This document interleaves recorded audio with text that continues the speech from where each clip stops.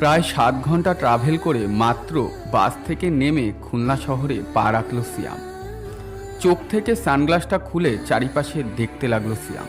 এরপর জোরে মন খুলে একটা নিঃশ্বাস নিল। সিয়াম তার হাতে থাকা ঘড়ির দিকে তাকিয়ে দেখলো বিকেল 4টে বেজে গেছে। ওহ শিট, অনেক লেট হয়ে গেছে। আর দেরি করে লাভ নেই, আমাকে তাড়াতাড়ি আন্টির বাসায় যেতে হবে। আন্টি হয়তো আমার জন্য অপেক্ষা করতেছে। এটা বলেই সিয়াম পায়ে হাঁটা শুরু করলো, কারণ বাস স্ট্যান্ড থেকে তার আন্টির বাসা বেশি দূর নয়, মাত্র 15 মিনিটের পথ। পুরো নাম সিয়াম আহমেদ। সবেমাত্র পড়াশোনা শেষ করেছে। পড়াশোনার চাপে সে কখনো ঢাকা শহরের বাইরে যেতে পারেনি। তাই সে ঠিক করেছে এই 1 বছর সে শুধু ঘোরাফেরা আর মস্তি করেই কাটিয়ে দেবে। এরপর কোনো একটা চাকরির সন্ধান করবে। এই প্রথম খুলনা শহরে এলো সিয়াম। সিয়ামের আম্মু একটা বেস্ট ফ্রেন্ড ছিল, তাকে সিয়াম আন্টি বলেই ডাকে। আর সেই আন্টির বাসাতেই এসেছে সে। আনুমানিক সে 2 সপ্তাহ এখানেই থাকবে, এরপর আবার ঢাকায় ব্যাক করবে। রাস্তা দিয়ে হাঁটছিল আর আশেপাশে সুন্দর পরিবেশের মজা নিচ্ছিল সিয়াম। আজকে তার অনেক ভালো লাগছে। এর আগে বিকেলে কখনো এইভাবে রাস্তা দিয়ে হাঁটার সুযোগ তার কখনোই হয়ে ওঠেনি। তাই এতটা পথ জার্নি করার পরেও তার ভেতরে কোনো ক্লান্তি কাজ করছিল না। হাঁটতে হাঁটতে সে একটা ভার্সিটির সামনে চলে আসে। যেহেতু সময়টা বিকেল ছিল, তাই ভার্সিটির ভিতর অনেক ছেলে মেয়ে ছিল। সবাই যে যার কাজে মানে আড্ডা দিতে ব্যস্ত। সিয়াম আর লোকটা সামলাতে পারল না। সে তার কাঁধের ব্যাগ নিয়েই ভেতরে প্রবেশ করল। সাধারণ একটা ক্যাম্পাস। সে ঘুরে ঘুরে পুরো ক্যাম্পাসটা দেখতে লাগলো আর তার মোবাইল বের করে অনেক অনেক ছবি তুলতে লাগলো। তখনই সিয়ামের ফোনে তার ছোট ভাই শ্রাবণের ভিডিও কল আসে। সিয়াম একটা হাসি দিয়ে কলটা রিসিভ করে। কি ভাইয়া, খুলনা পৌঁছে গেছো? একটু আগেই বাস থেকে নেমেছি। এরপর সিয়াম তার ভাইকে পুরো ক্যাম্পাসটা ঘুরিয়ে দেখতে লাগলো। ভাই এইটা কি? তুমি এইখানে থেকেও সারা বছর পড়াশোনা নিয়ে থেকেছো আর এখন ঘুরতে গিয়েও ভার্সিটিতে? আরে বোকা, আমি তো ক্যাম্পাসটা ঘুরতে এসেছি, জাস্ট পড়াশোনা করতে এসেছি নাকি। সিয়াম তার ভাইয়ের সাথে ফোনে কথা বলছিল। তখনই সে খেয়াল করে ক্যাম্পাসে একটা জায়গায় অনেকগুলো ছেলেপেলে এক হয়ে দাঁড়িয়ে আছে আর হাসাহাসি করছে। শ্রাবণ, ফোনটা একটু রাখতো, আমি তোর সাথে পরে কথা বলতেছি। কিন্তু ভাইয়া। শ্রাবণ আর কিছু বলতে পারে না, কারণ সিয়াম ফোনটা কেটে দেয়। শ্রাবণও বেশি কিছু না ভেবে তার কাজে মন দেয়। আর সিয়াম কিছু না ভেবে দৌড়ে সেখানে চলে আসে আর দেখতে পায় অনেকগুলো ছেলে গোল হয়ে দাঁড়িয়ে আছে আর একটা মেয়েকে তারা ঘিরে রেখেছে। এরপর একটা ছেলে আস্তে আস্তে মেয়েটার দিকে যেতে লাগলো। এক পর্যায়ে ছেলেটা মেয়েটার কাছে চলে আসে। সিয়াম মেয়েটার দিকে তাকিয়ে দেখে মেয়েটা ভয়ে একদম কাঁপছে। হঠাৎ করেই ছেলেটা মেয়েটার ওড়না টেনে ফেলে দেয়। ভার্সিটির সবাই অবাক হয়ে যায়। সবাই চুপচাপ দাঁড়িয়ে দেখতে থাকে যে এখন এখানে কি হতে চলছে। সিয়াম অবাক হয়ে যায়, কারণ ছেলেটার সাথে আনুমানিক 15 থেকে 20 জন ছেলেপেলে হবে। আর পুরো ভার্সিটিতে তো হাজার হাজার স্টুডেন্ট। তারা সকলেই দাঁড়িয়ে দাঁড়িয়ে এই সামান্য 15 থেকে 20 জন ছেলেদের তামাশা দেখছে। সিয়াম ভাবে এই পর্যন্তই বুঝি সব কিছু শেষ হয়ে যাবে, ছেলেগুলো হয়তো এবার মেয়েটাকে ছেড়ে দেবে। কিন্তু না, ছেলেটা আস্তে আস্তে মেয়েটার বুকের দিকে হাত বাড়াতে লাগলো। পুরো ক্যাম্পাসে সবাই বুঝতে পেরে যায় যে ছেলেটা আসলে কি করতে চাইছে। গোল হয়ে দাঁড়িয়ে থাকা সব ছেলেগুলো জোরে জোরে হাসতে লাগলো আর মেয়েটা ভয়ে চোখ বন্ধ করে আছে। মেয়েটার চোখ থেকে টপ টপ করে পানি গড়িয়ে পড়ছে। মেয়েটাকে দেখে অনেকেরই মায়া হচ্ছে, কিন্তু ভয়ে কেউ কিছু বলতে পারছে না। সিয়াম তার চোখ দুটো বন্ধ করে নেয়। সে এখানে আর দাঁড়িয়ে থাকতে পারছে না। সিয়াম উল্টো দিকে ঘুরে হাঁটা দেয়। তখনই তার মন তাকে একটা প্রশ্ন করে, সিয়াম, মেয়েটা তোমার নিজের বোন হলে এভাবে তাকে বিপদে ফেলে রেখে চলে যেতে পারত? সিয়াম আর কিছু ভাবতে পারে না। আজকে যেটা হবে তার মনে শুধু একটাই জিনিস ঘুরতে লাগলো, যে করেই হোক মেয়েটার ইজ্জত তাকে বাঁচাতে হবে। সিয়াম আর এক মুহূর্তেও দেরি করে না। তার কাঁধ থেকে ব্যাগটা মাটিতে ফেলে রেখেই মেয়েটার দিকে দৌড়িয়ে এগিয়ে যায়। মেয়েটাকে গোল করে ঘিরে থাকা ছেলেগুলো ধাক্কা দিয়ে তাদেরকে ভেদ করে ভেতরে ঢুকে যায় সিয়াম। গিয়ে সোজা ছেলেটার মুখে একটা ঘুষি দেয়। ছেলেটা মাটিতে গিয়ে পড়ে। ছেলেটার মুখ থেকে রক্ত বেরিয়ে যায়। সে হাত দিয়ে তার লাল রক্ত দেখতে লাগলো। আর একটু হলেই সেই লজ্জাজনক কাজটি হতেই চলছিল, কিন্তু সিয়াম সেটিকে আটকে দেয়। পুরো ক্যাম্পাস অবাক হয়ে যায়। মেয়েটা কিছু না বুঝেই সবাইকে ধাক্কা দিয়ে দৌড়ে পালিয়ে যায়। পুরো ভার্সিটিতে একটা থমথমে পরিবেশ। সবাই জানে এখনই একটা বড়সড় ধামাকা হতে চলছে, কারণ সিয়াম যার গায়ে হাত তুলেছে সে সাধারণ কেউ না, সে হলো এই ভার্সিটির ভিপিএসএম সাগর। কেউ আজ পর্যন্ত তার গা কেন সামান্য চুলেও টাচ করতে পারে নাই, কিন্তু আজকে ব্যাপারটা সাগরের মান সম্মানে গিয়ে আঘাত করলো। সাগর উঠে দাঁড়ালো। তার সাথে থাকা সব ছেলেগুলো ছুটে সিয়ামের কাছে আসতে যাবে মারার জন্য, কিন্তু সাগর তার একটা হাত জাগিয়ে সবাইকে থামিয়ে দেয়। সিয়াম প্রচুর ভয় পেয়ে গেছিল, কিন্তু সাগরের আচরণে ভয়টা একটু কম পায়। সিয়াম চুপচাপ মাথা নিচু করে দাঁড়িয়ে আছে, কারণ সে জানে যে সে কত বড় একটা ভুল করে ফেলেছে। সিয়াম দেখতে পায় সাগর তার পকেট থেকে একটা টিস্যু পেপার বের করে তার গালের রক্ত মুছতে লাগলো। এরপর সাগর সিয়ামের সামনে চলে আসে। নাম কি? সিয়াম সাগরের গলার আওয়াজে অনেকটা ভয় পেয়ে যায়, হালকা একটু কেঁপে ওঠে। এরপর নিজেকে শান্ত করে উত্তর দেয়, সিয়াম আহমেদ। সিয়াম, নাইস নেম।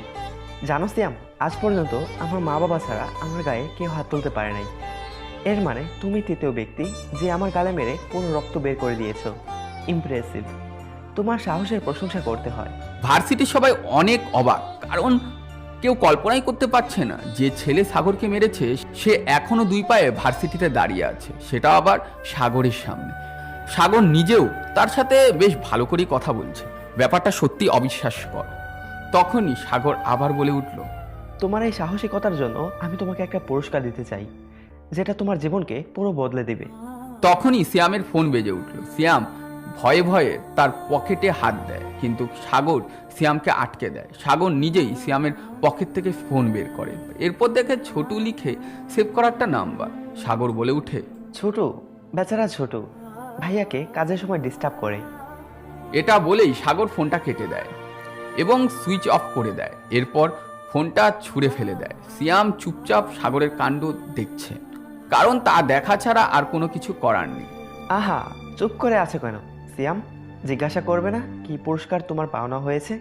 সিয়াম ভয়ে চুপ করে আছে। সাথে পুরো ভার্সিটিতে উপস্থিত থাকা সবাই চুপ করে সিয়ামকে দেখছে। তখনই সাগর আবার বলে উঠে, আচ্ছা ঠিক আছে, তোমার যখন শোনার ইচ্ছে নেই তাহলে আমি আর কিছু বলবো না, সরাসরি তোমার পুরস্কার তোমাকে দিয়ে দিব। এটা বলেই সাগর জোরে একটা নাম ধরে ডাক দিল। সাথে সাথেই একটা ছেলে সাগরের কাছে চলে এলো। আবার সাগরের হাতে ধারালো একটা ছুরি দিয়ে আবার দূরে গিয়ে দাঁড়িয়ে পড়ল। ভার্সিটির সবাই ভয়ে চোখ বড় বড় করে তাকিয়ে আছে। এদিকে সিয়ামের বুকের হার্টবিট খুব জোরে লাফাতে লাগলো। কিছু বুঝে ওঠার আগেই সাগর সিয়ামের কাছে গিয়ে ছুরিটা সিয়ামের পেটে ভরে দিল। সিয়ামের চোখ দুটো বড় বড় হয়ে গেল। সে তার পেটের দিকে তাকিয়ে দেখে পুরো ছুরিটা তার পেটের ভেতরে ঢুকে গেছে আর রক্ত বেরিয়ে পড়ে। এরপর সাগর পরপর সিয়ামের পেটে ছুরি দিয়ে আঘাত করতে লাগলো। সিয়ামের চোখ দুটো বন্ধ হয়ে আসতে লাগলো। সিয়াম শেষবারের মতন তার ছোট ভাই শ্রাবণের নাম মুখে নিল। সাগর সিয়ামের কানে কানে বলল, পুরস্কারটা কেমন লেগেছে উপরে গিয়ে অবশ্যই জানিও, না হলে কিন্তু আমি ভীষণ কষ্ট পাবো। এরপর সাগর সিয়ামকে ছেড়ে দিল। সিয়াম তার চোখ দুটো বন্ধ করে মাটিতে লুটিয়ে পড়ল। মুহূর্তেই পুরো জায়গাটা রক্তে ভরে গেল। ভার্সিটির সবাই আজকে তাদের চোখের সামনে একটা লাইভ মার্ডার দেখলো। কেউ কেউ তো ভয়ে জ্ঞান পর্যন্ত হারিয়ে ফেলেছে। সাগর তখনই জোরে জোরে বলে উঠল, শুধু আমাকে একটা ঘুষি দিয়েছিল এই কুত্তার বাচ্চা, কি হলো এর পরিণাম? মৃত্যু। সাগরকে মারার অধিকার শুধু তার মা বাবার আছে, আর কারণেই যে এই কাজ করতে আসবে তার জন্য এই পুরস্কারই আছে। আশা করি সবাই বুঝতে পেরেছ। সবাই ভয়ে মাথা নিচু করে আছে। তখনই সাগর আবারও বলে উঠল, এই 15 মিনিট এখানে কি হয়েছিল এটা সবাই ভুলে যাও, মন থেকে একদিন ডিলিট করে দাও। যদি আমি কোনোভাবে জানতে পারি যে পুলিশের কাছে গিয়ে কেউ আমার নামে কোনো কথা বলেছে, তাহলে সে তো তার পুরস্কার পাবেই, তার সাথে তার পরিবারও পুরস্কার পেয়ে যাবে। ভার্সিটির সবাই সাগরের কথা স্পষ্ট বুঝে গেল। সবাই চুপচাপ মাথা নিচু করে তাদের জায়গায় দাঁড়িয়ে আছে। যেই মেয়েটার কারণে এত কিছু হলো সেই ক্যাম্পাসের এক কোণে লুকিয়ে সবকিছু দেখছে আর মুখ চেপে কান্না করতে লাগলো। সাগর ও তার দলবল সবাই বাইকে করে ভার্সিটির ক্যাম্পাস থেকে বাইরে চলে গেল। সাগর চলে যাওয়ার সাথে সাথেই সবাই আস্তে আস্তে সিয়ামের কাছে চলে এলো। মুহূর্তেই সিয়ামের আশেপাশে লোকজনে ভরে উঠলো। একটা ছেলে সিয়ামের নিঃশ্বাস চেক করে দেখলো, কিন্তু শেষ রক্ষা আর হলো না। সিয়াম ইতিমধ্যেই মৃত্যুবরণ করেছে। দেখতে দেখতে সন্ধ্যা হয়ে গেল। পুলিশের গাড়ি এসে ভার্সিটিতে ভরে গেল, অ্যাম্বুলেন্স চলে এলো। সিয়ামের লাশ নিয়ে অ্যাম্বুলেন্সে করে পুলিশ নিয়ে গেল। পুলিশ সিয়ামের তল্লাশি করে একটা ওয়ালেট পায় সেখান থেকে। সিয়ামকে আইডেন্টি করে পুলিশ। এরপর আস্তে আস্তে সিয়ামের বাসার সকলের সাথে কন্ট্যাক্ট করার চেষ্টা করে পুলিশের লোক। অফিসের ডিউটি শেষ করে এসে মাত্র বাসায় ঢুকেছি। বাসায় ঢুকে ভাইয়া বলেই একটা ডাক দিই, কিন্তু কোনো সাড়া পাই না। তখনই আমার মনে পড়ে গেল যে ভাইয়া তো 2 সপ্তাহের জন্য খুলনা গিয়েছে। বিকেলে তো ফোনে কথা হলো। আমি নিজের মাথায় আস্তে করে একটা চড় দিয়ে হেসে দিই। এরপর ওয়াশরুমে গিয়ে ফ্রেশ হয়ে নিই। ফ্রেশ হয়ে এসে কিচেনে গিয়ে পানি গরম দিই, কারণ রাতের বেলা এই সময়ে 1 কাপ কফি খেতে না পারলে আমার একটু ভালো লাগে না। আমি কখনই নিজের হাতে কফি বানাই না, ভাইয়া নিজেই কফি বানিয়ে দেয়। কিচেনের সাথে যুদ্ধ করে অনেক কষ্ট করে 1 কাপ কফি বানিয়ে টিভির সামনে চলে আসি, কারণ রাতের বেলায় 1 কাপ কফি নিয়ে টিভির সামনে না বসলে আবার পুরো রাতটাই বৃথা যায়। টিভির সামনে বসে বসে নিউজ দেখছিলাম আর কফি খাচ্ছিলাম। তখনই আমার ফোনে একটা আননোন নাম্বার থেকে কল আসে। আমি প্রথমে রিসিভ করলাম না, কিন্তু এরপরে আবার কল এলো, তাই আমি এবার রিসিভ করলাম। ফোনটা রিসিভ করার পরেই অপর প্রান্তে থাকা একটা লোক বলে উঠল, আমি খুলনা সদর থানা থেকে সাব ইন্সপেক্টর বিজয় বলতেছি। হঠাৎ করে এইভাবে থানা থেকে কল এলে যে কোনো মানুষ অবাক হয়ে যাবে, আমিও অবাক হয়ে যাই। কিন্তু খুলনা থানার সাথে আমার সম্পর্ক কি কিছুতেই ভেবে পাচ্ছিলাম না। জি বলুন। আপনি কি সিয়াম আহমেদের কোনো আত্মীয় বা পরিচিত কেউ? খুলনা থানার ইন্সপেক্টরের মুখে ভাইয়ার নাম শুনে আমি একটু ভয় পেয়ে যাই, কারণ এই পুরো দুনিয়ায় আপন বলতে আমার ভাই একমাত্র। আমি একটু অস্থির হয়ে পড়ি। জি জি হ্যাঁ, আমি শ্রাবণ আহমেদ। সিয়াম আহমেদ আমার বড় ভাই। ওর কি কোনো সমস্যা হয়েছে? ও ঠিক আছে তো? আমারও তো চিন্তা করার অনেক কারণ আছে। আমার ভাইয়া অনেক সহজ সরল। আমি ওর ছোট ভাই হওয়া সত্ত্বেও বেশিরভাগ সময়ই আমাকে ওকে গাইড করতে হয়, যদিও আমরা দুজন মাত্র 1 বছরের ছোট বড়। দেখুন, আপনি একটু শান্ত হন। আপনি বাসের টিকিট কেটে এখনই খুলনা চলে আসুন। এবার আমার ভয়টা আরো বেড়ে গেল, কারণ এর আগে ভাইয়া ঢাকা শহরের বাইরে কোথাও একা একা যায়নি। সবসময় আমি ওর সাথে সাথে থেকেছি, কিন্তু আমার অফিসের কারণে আমি ওকে একা খুলনা যেতে দিই। কেন অফিসার? আমার ভাইয়ের কি কিছু হয়েছে? ও কি ঠিক আছে? দেখুন, কিভাবে যে আপনাকে কথাটা বলি। অফিসার প্লিজ আমাকে আর টেনশন দিয়ে না। আমার ভাইয়ের কি হয়েছে আর ও কোথায়, আমাকে সবটা খুলে বলুন। আপনি নিজেকে শান্ত করুন। আজকে বিকালে খুলনা ভার্সিটি ক্যাম্পাসে আমরা আপনার ভাইয়ের মৃতদেহ পাই। তার পেটে অসংখ্য চাকু দিয়ে আঘাত করা হয়েছে। এরপর রক্তাক্ত অবস্থায় ভার্সিটি ক্যাম্পাসে আপনার ভাই মৃত্যুবরণ করে। আমরা সন্ধ্যার সময় পোস্টমর্টেম করার জন্য আপনার ভাইয়ের বডি হসপিটালে পাঠিয়ে দিই। আপনার ভাইয়ের ওয়ালেট চেক করে একটা কাগজে আপনার নম্বর পাই। তার সাথে সাথে আপনাকে আমি কল করি। পুলিশ অফিসারের মুখে এমন কথা শুনে আমার মুখের ভাষা হারিয়ে যায়। আমার মাথাটা ঘুরতে লাগে। আমি আশেপাশে তাকিয়ে দেখতে লাগি যে কোথাও পানির বোতল আছে কিনা। তখনই শেষবারের মতো পুলিশ অফিসারের কণ্ঠ শুনতে পাই। প্লিজ আপনি নিজেকে কন্ট্রোল করুন। আমি আপনার বিষয়টা বুঝতে পারতেছি। আমি আর কিছু শুনতে পারলাম না। আবার চারিদিকে অন্ধকার হয়ে আসতে লাগলো। আমি দাঁড়িয়ে থাকার চেষ্টা করছি, কিন্তু কিছুতেই পারছি না। চোখ দুটো খুলে রাখার আপ্রাণ চেষ্টা করছি, কিন্তু আমি ব্যর্থ। আমার হাত থেকে ফোনটা পড়ে গেল। আমি আবার 2 হাত দিয়ে মাথা চেপে ধরলাম। এরপর হঠাৎ করে আমি ফ্লোরে পড়ে গেলাম। হঠাৎ কোথাও একটা ফোন কলের আওয়াজে আমার জ্ঞান ফিরে এলো। আমি আস্তে আস্তে চোখ খুললাম। আশেপাশে তাকিয়ে বুঝতে পারলাম এটা আমার রুম। আমি ফ্লোর থেকে উঠে সোজা হয়ে দাঁড়িয়ে গেলাম। রুমে এখনো টিভি চলছে। হঠাৎ করে আবার আমার ফোনটা বেজে উঠলো। আমি ফোনটা খুঁজতে লাগলাম। অবশেষে সোফার এক পাশে পেলাম। আমি তাড়াতাড়ি করে ফোনটা রিসিভ করলাম। শ্রাবণ বাবা, এটা কি হয়ে গেল? আমি নিজের চোখে বিশ্বাস করতে পারতেছি না। বাবা তুই কোথায়? প্লিজ তাড়াতাড়ি খুলনা চলে আয়। আমি কিছুই বুঝতে পারতেছি না কি করব। গলার আওয়াজ শুনে বুঝে গেলাম এটা আন্টির ফোন। আন্টি ফুপিয়ে ফুপিয়ে কান্না করতে করতে বলল কথাগুলো।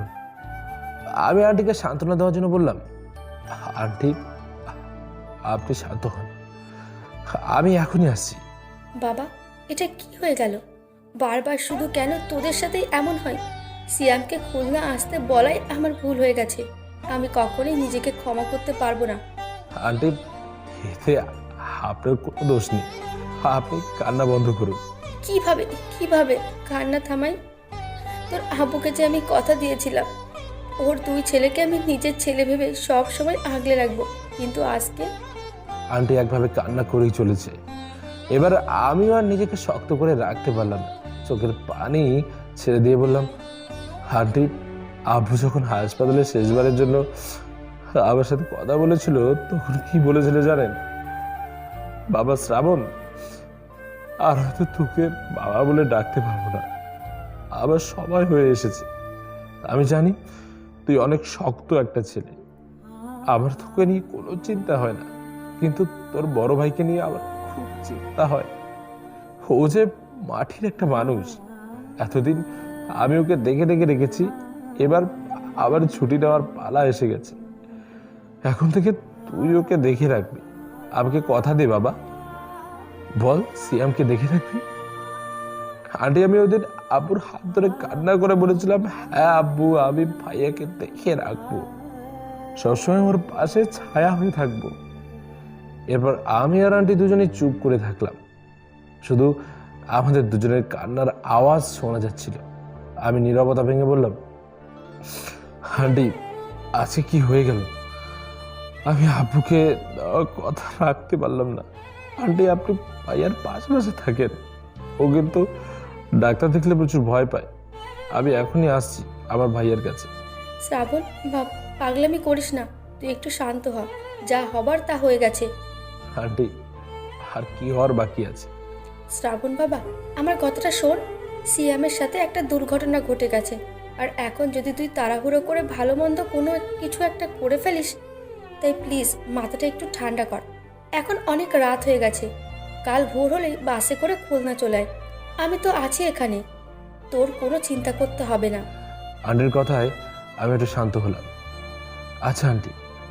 এরপর আমি ফোনটা কেটে দিলাম। ফোনের স্ক্রিনে তাকিয়ে দেখি 1টা বেজে গেছে। আমি চোখের পানি মুছে নিলাম। এবার আস্তে আস্তে হেঁটে আব্বু আম্মুর রুমের ভিতরে চলে গেলাম।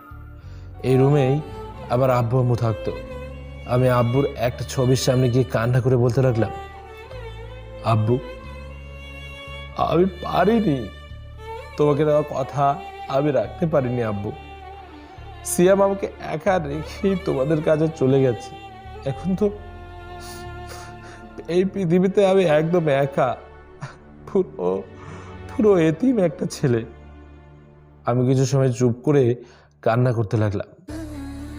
এরপর চোখের পানি মুছে নিলাম এবং আব্বুর ছবির দিকে তাকিয়ে বললাম, আব্বু, তোমার কসম খেয়ে বলছি, যে বা যারাই আমার ভাইয়ার খুন করেছে, তারা যদি পৃথিবীর সর্বশেষ প্রান্তেও লুকিয়ে থাকে, তাদেরকে আমি খুঁজে এমন অবস্থা করব যেটা ওরা কল্পনাও করতে পারবে না।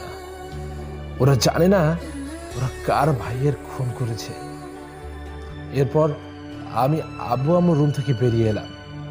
নিজের রুমে এসে প্রয়োজনীয় সব কিছু একটা ব্যাগে প্যাক করতে লাগলাম। সব কিছু ঠিকঠাক করে আমি বাসার ছাদে চলে এলাম। ঘড়িতে তখন রাত 3টে বাজে। আমি আমার পকেট থেকে মোবাইল বের করে সেনাবাহিনীর ব্রিগেডিয়ার জেনারেল মোহাম্মদ জাহরুল ওসমানকে ফোন দিলাম।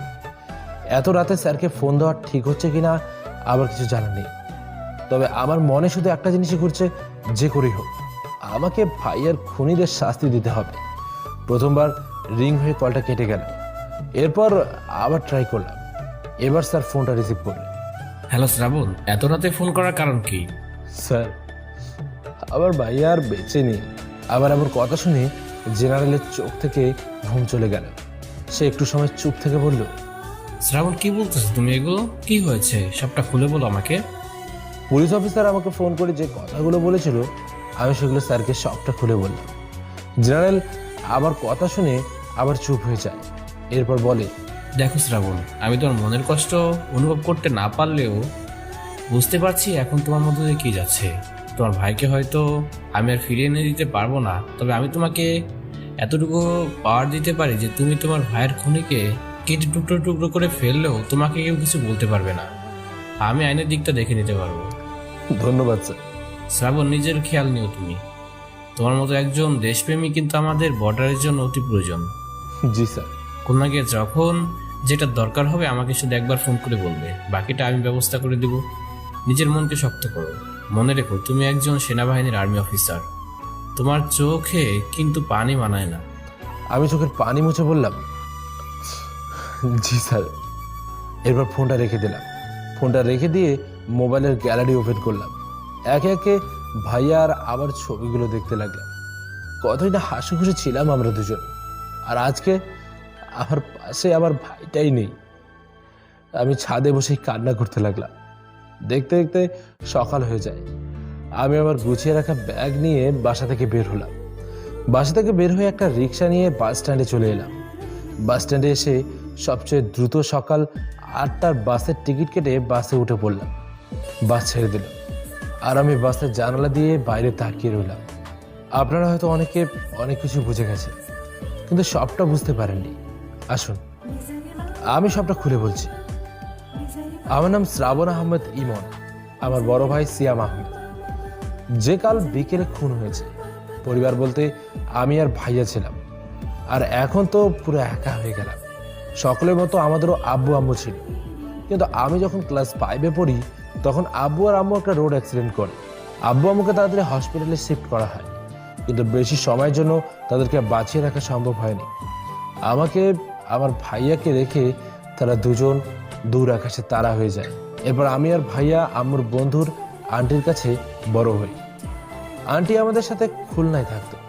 তিনি আমাদের দেখে শুনে রেখেছে এত বছর, ছোট থেকে বড় করে তুলেছে। এরপর যখন আমরা বড় হয়ে যাই তখন আন্টি খুলনায় তার নিজের বাসায় চলে যায়। বাকি সকলের মতো আন্টিরও একটা পরিবার ছিল, কিন্তু শুধুমাত্র আম্মুর কারণে আন্টি তার পরিবারকে ফেলে আমাদের কাছে চলে আসে। আর তখন তো ভাইয়াও আমাকে একা ফেলে রেখে চলে গেল। এখন আমি সম্পূর্ণ এতিম একটা ছেলে।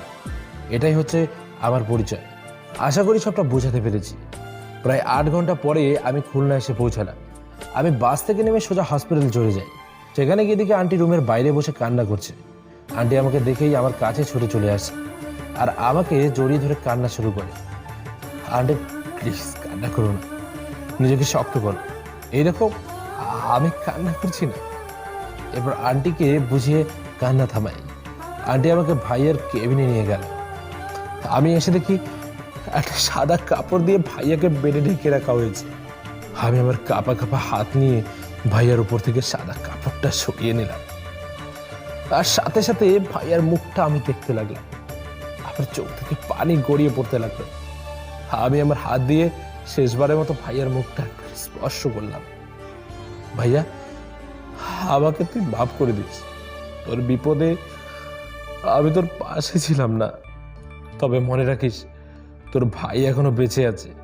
তোর খুনিদেরকে খুঁজে বের করে তার মতো এক একটাকে মারবো। এরপর আন্টি আমার হাত ধরে রুমের বাইরে নিয়ে যায়। আমি আসতে চাইছিলাম না, কিন্তু আন্টি আমাকে জোর করে বাইরে নিয়ে এলো। আর একটু সময় থাকলে হয়তো আমি পাগলামি শুরু করে দিতাম। এই কারণে হয়তো আন্টি আমাকে বাইরে নিয়ে এসেছে। ভাইয়ার সব কাজ শেষ করতে করতে সন্ধ্যা হয়ে যায়। শ্রাবণ বাবা, আর দেরি করা ঠিক হবে না, চল বাসায় যাবি।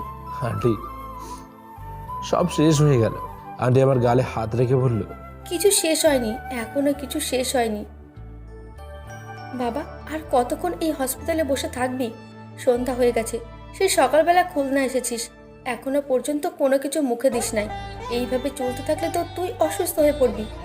আর জেদ করিস না, চল আমার সাথে বাসায় যাবি। আন্টি এরপর আমাকে জোর করে হসপিটালের বাইরে নিয়ে গেল। বাইরে এসে আমাকে নিয়ে তারা গাড়িতে উঠে পড়ল। আমি মন খারাপ করে আন্টির কাঁধে মাথা রেখে শুয়ে পড়লাম, আর আন্টি আমার মাথায় হাত বুলিয়ে দিতে লাগলো। কিছু সময় পরে ড্রাইভার গাড়ি থামিয়ে দিল। বোধহয় আমরা আন্টির বাসার সামনে চলে এসেছি। আমি আর আন্টি দুজনে গাড়ি থেকে নেমে গেলাম। আমি এর আগে খুলনায় অনেকবার এসেছি, তবে সেগুলো আমার অফিসের ব্যাপারে। আন্টিকে একবারও জানাইনি। এই প্রথম আমি আন্টির বাসায় এলাম। এইটা আমার বাসা, তোদের কাছ থেকে চলে আসার পরে এখানেই থেকেছি আমি। আমি চুপচাপ তাকিয়ে রইলাম। এরপর আন্টি আমাকে নিয়ে বাসার গেট দিয়ে ভেতরে ঢুকলো। দরজার সামনে এসে আন্টি কলিং বেল বাজাইলো। কিছুক্ষণ পরে একটা মেয়ে এসে দরজা খুলে দিল। আমি চুপচাপ দাঁড়িয়ে রইলাম। আম্মু, ওইদিকে সবকিছু ঠিকঠাক হয়েছে? পুলিশ কোনো ঝামেলা করেছে নাকি? মেয়েটার মুখে আম্মু ডাক শুনে বুঝে গেলাম এটাই আন্টির একমাত্র মেয়ে। এর আগে অনেক শুনেছি এই মেয়ের কথা আন্টির মুখে। আমি যদিও কখনো এর আগে দেখি নাই, আজকেই প্রথম দেখলাম। আমার মনটা ভীষণভাবে খারাপ ছিল, তাই চুপচাপ দাঁড়িয়ে রইলাম। সব ঠিক আছে, কোনো সমস্যা হয়নি। মেয়েটি আমাকে দেখে জিজ্ঞেস করলো, আম্মু উনি কে? শ্রাবণ। ও, বুঝতে পেরেছি। আম্মু ওনাকে নিয়ে ভেতরে আসো। এবার আন্টি আমাকে নিয়ে তার বাসার ভেতরে প্রবেশ করলো। আমি চুপচাপ সোফায় বসে রইলাম। এখনো আমার কাছে সবকিছু স্বপ্নের মতো মনে হচ্ছে এই বুঝি একটু পরে ভাইয়া আমার সামনে এসে বলবে, কিরে ছোটু, মন খারাপ করে বসে আছিস কেন? আমি মনে মনে এগুলো ভাবছিলাম, তখনই আন্টি আমার সামনে খাবারের প্লেট নিয়ে এলো। আমি আন্টির হাতে খাবারের প্লেট দেখে বললাম, আন্টি প্লিজ, আমার এখন ক্ষুধা নেই, আমি খাবো না। ক্ষুধা নেই বললে চলবে না, তোকে এখন এই সবগুলো খাবার খেতে হবে। আমি জানি কাল রাত থেকে তুই কিছুই মুখে দেস নাই। আন্টি আমি খাবো না। কিন্তু কে শুনে কার কথা, আন্টি আমাকে জোর করে আবার খাইয়ে দিতে লাগলো। আমিও আর না খেয়ে থাকতে পারলাম না, চুপচাপ সবগুলো খাবার খেয়ে নিলাম। আসলে আমার প্রচুর ক্ষুধা পেয়েছিল, কাল রাত থেকেই কিছু মুখে দিইনি। আমি খাবার খেয়ে চুপচাপ সবাই বসে আছি, তখনই আন্টি তার মেয়েকে উদ্দেশ্য করে বলল, শিমলা, শ্রাবণকে ওপরের রুমটাতে নিয়ে যা, এখন থেকে ও ওই রুমটাই থাকবে। আচ্ছা আম্মু। আন্টির কথা শুনে বুঝতে পারলাম তার মেয়ের নাম শিমলা। এরপর শিমলা আমার সামনে এসে আমার ব্যাগ নিল এবং বলল, আমার সাথে এসো, তোমাকে তোমার রুম দেখিয়ে দিচ্ছি। আমি চুপচাপ বসে রইলাম। আমাকে বসে থাকতে দেখে আন্টি বলল, শ্রাবণ, বাবা ওর সাথে যা, রুমে গিয়ে বিশ্রাম নে কিছু সময়, এরপর দেখবি ভালো লাগবে। আন্টির কথায় আমি সোফা থেকে উঠে দাঁড়ালাম। এরপর শিমলার পিছে পিছে যেতে লাগলাম। শিমলা আমাকে একটা রুমের সামনে নিয়ে এলো, এরপর বলল, এটা তোমার রুম, এখন থেকে তুমি এখানেই থাকবে। যদি কোনো সমস্যা হয় আমাকে একটা। আমি শিমলাকে আর কিছু বলতে না দিয়ে রুমের দরজা লক করে দিলাম। আমার কারো কথা শুনতে ভালো লাগছে না, আমার একটু একা থাকতে ইচ্ছে করছে। তাই শিমলাকে কিছু বলতে না দিয়ে রুমের দরজা বন্ধ করে দিলাম। ব্যাগটা এক পাশে রেখে ওয়াশরুমের ভেতরে চলে গেলাম। এরপর ফ্রেশ হয়ে রুমে চলে এলাম। মোবাইল বের করে দেখি রাত 9টা বেজে গেছে। এদিকে মাথারও প্রচুর ব্যথা করছে, তাই আর দেরি না করে বিছানায় শুয়ে পড়লাম। শরীর অনেক ক্লান্ত ছিল, তাই বিছানায় শুয়ে পড়তেই ঘুমিয়ে গেলাম। পরের দিন সকালবেলা দরজার ঠক ঠক আওয়াজে ঘুমটা ভেঙে গেল। আমি ঘুম ঘুম চোখে তাকিয়ে দেখি সকাল হয়ে গেছে। জানালা দিয়ে রোদ এসে রুমের ভেতরে পড়ছে। আমি আর শুয়ে না থেকে বিছানা থেকে উঠে গেলাম। কাল রাতে রুমের দরজা লক করে ঘুমিয়ে গেছিলাম। আন্টি হয়তো চিন্তা করছে, তাই তাড়াতাড়ি দরজা খুলে দিই। দরজা খুলে দেখি শিমলা দাঁড়িয়ে আছে। Good morning. আমি শিমলার কথার কোনো উত্তর দিই না, চুপচাপ দাঁড়িয়ে থাকি। আমাকে চুপ থাকতে দেখে শিমলা আবারও বলে, আম্মু তোমার জন্য নিচে খাবার টেবিলে অপেক্ষা করতেছে। আন্টিকে গিয়ে বলুন আমি ফ্রেশ হয়ে নিচে আসছি। ওকে।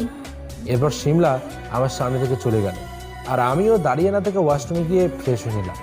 এরপর আর দেরি না করে নিচে খাবার টেবিলে চলে এলাম। শ্রাবণ, এখন কেমন লাগতেছে? ভালো। শ্রাবণ, তোমাকে বলতেই ভুলে গেছি, এই যে আমার একমাত্র মেয়ে শিমলা, ও তোমার থেকে 2 বছরের ছোট। আর শিমলা, এই হচ্ছে শ্রাবণ, তোকে তো আগেই বলেছি। হাই। শিমলা আমাকে উদ্দেশ্য করে কথাটা বলল। যদিও আমার মুড ভালো ছিল না, তবুও মুখে একটা শুকনো হাসি দিয়ে বললাম হাই। এরপর চুপচাপ খাবার খেতে লাগলাম। খাবার খাওয়া শেষ করে আমি সরাসরি আমার রুমে চলে এলাম। রুমে এসে রেডি হতে লাগলাম।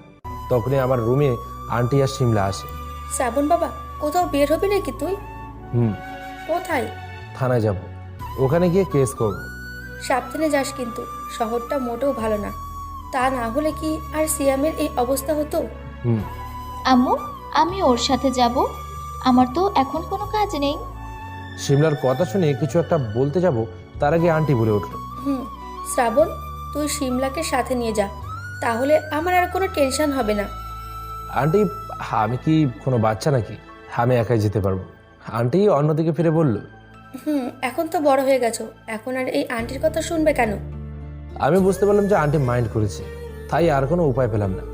আর মেয়েটাকেও বলি আমার সাথে থানায় যাওয়ার কি দরকার ওর।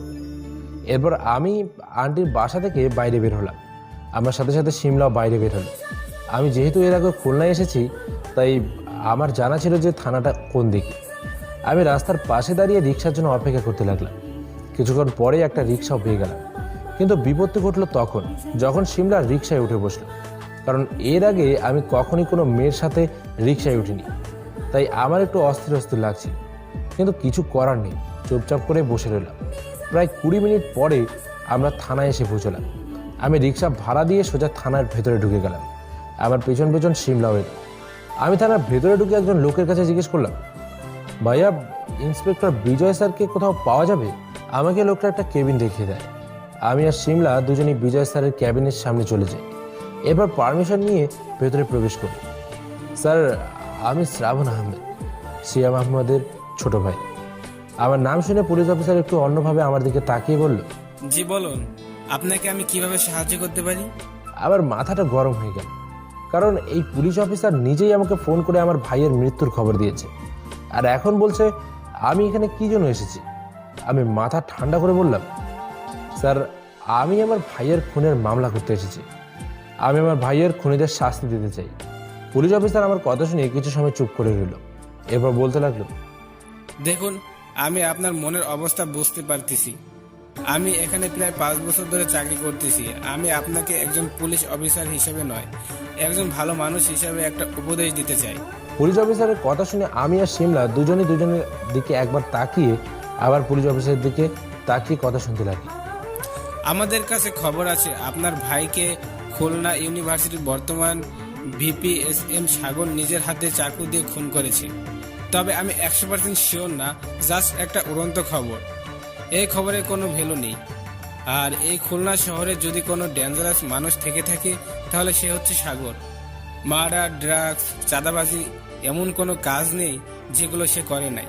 এখন যদি সে জানতে পারে যে আপনি এই মার্ডার নিয়ে নাড়াচাড়া করতেছেন, তাহলে একমাত্র সে জানে আপনার সাথে কি হতে চলেছে।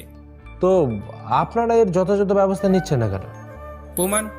আমাদের কাছে কোনো প্রমাণ থাকে না। আর যদি প্রমাণও পেয়ে যাই তাহলে ফোনে একটা কল আসবে আর জানতে পারবো পরিবারের কেউ নিখোঁজ। আশা করি আপনি বুঝতে পেরেছেন আমি কি বলতে চাচ্ছি। এর মানে আইন অনুযায়ী আমি কোনো সাহায্য পাবো না আপনাদের কাছ থেকে? অফিসার কিছু সময় চুপ করে থাকলো। এরপর বলল, জি না, আমি দুঃখিত। আমি চেয়ার থেকে উঠে দাঁড়ালাম আর পুলিশের চোখের সামনে আঙুল দিয়ে বললাম, শ্রাবণ আহমেদ ইমন, নামটা মনে রেখেন। আমি একাই এতদিন লড়াই করে এসেছি, আর নিজের ভাইয়ের বেলায়ও একা লড়াই করব। সাগর যদি কোনোভাবে আমার ভাইয়ের খুনের সাথে জড়িত থাকে তাহলে আমার আব্বুর কসম, এই সাগরকে খুলনার সকলের সামনে কুত্তার মতো মারব। আমার এমন কথা শুনে থানার সকলে আমার দিকে চোখ বড় বড় করে তাকালো। আমি শিমলাকে উদ্দেশ্য করে বললাম, চলে আসুন। আমি আর শিমলা দুজনে থানার বাইরে চলে এলাম, কিন্তু থানার বাইরে এসে আমি খেয়াল করে দেখি শিমলা আমার দিকে অবাক হয়ে তাকিয়ে আছে। কি হয়েছে আপনার? এমন হাঁ করে তাকিয়ে আছেন কেন? না না, কিছু না। থানায় এসে তো আমরা কোনো হেল্প পেলাম না, তো এখন কি করবে? আচ্ছা, ভাইয়া কোন ভার্সিটিতে গিয়েছিল? আমাকে একটু সেখানে নিয়ে যেতে পারবেন? অবশ্যই পারবো, আমি তো ওই ভার্সিটিতেই পড়ি। তাহলে চলুন। এরপর আমরা একটা রিক্সা ভাড়া করে ভার্সিটির দিকে যেতে লাগলাম। রিক্সায় বসে আমাকে শিমলা জিজ্ঞেস করলো, আচ্ছা, তোমার কি মনে হয় ভাইয়াকে কে খুন করতে পারে? ভাইয়ার কি কোনো শত্রু ছিল নাকি? আমার জানা নেই, তবে আমার ভাইয়া একদম সহজ সরল একটা মানুষ ছিল। তার কোনো শত্রু থাকতেই পারে না, আর থাকলেও সেটা খুন পর্যন্ত যেত না। আম্মু বলেছে আমার ভাইয়া খুব ভালো ছিল। আমি আর শিমলা কথা বলতে বলতে ভার্সিটির সামনে চলে এলাম। আমি রিক্সা থেকে নেমে রিক্সা ভাড়া দিয়ে দিলাম। এরপর আমি আর রিমি দুজনে একসাথে ভেতরে ঢুকলাম। তখনই গেটের পাশে দাঁড়িয়ে থাকা কয়েকটা ছেলের মধ্যে একজন বলে উঠলো, ওয়াও মামা, এই আইটেম। আমি দাঁড়িয়ে গেলাম, ছেলেগুলোর দিকে একবার তাকালাম। মোট 4 জন আছে। ছেলেগুলো একসাথে হেসে উঠলো।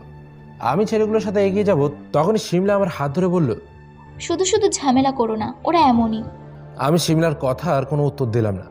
এরপর শিমলার সাথে আবার হেঁটে ক্যাম্পাসের ভেতরের দিকে যেতে লাগলাম।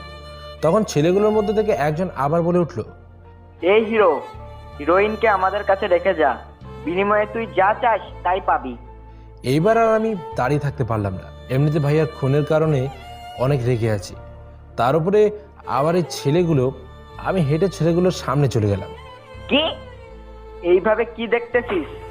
ডিল পাক্কা হলে বল। আমি আমার সামনে থাকা ছেলেটার বুকে সোজা একটা ঘুষি দিলাম। ছেলেটা আস্তে করে মাটিতে লুটিয়ে পড়ল। এটা দেখে ক্যাম্পাসের সকলে মোটামুটি আমার দিকে তাকিয়ে পড়ল, আর আমার সামনে থাকা ছেলেগুলো অবাক হয়ে গেল। রবি, রবি, কি হয়েছে তোর? কথা বলছিস না কেন? এবার বাকি 2টা ছেলে আমার দিকে ছুটে এলো।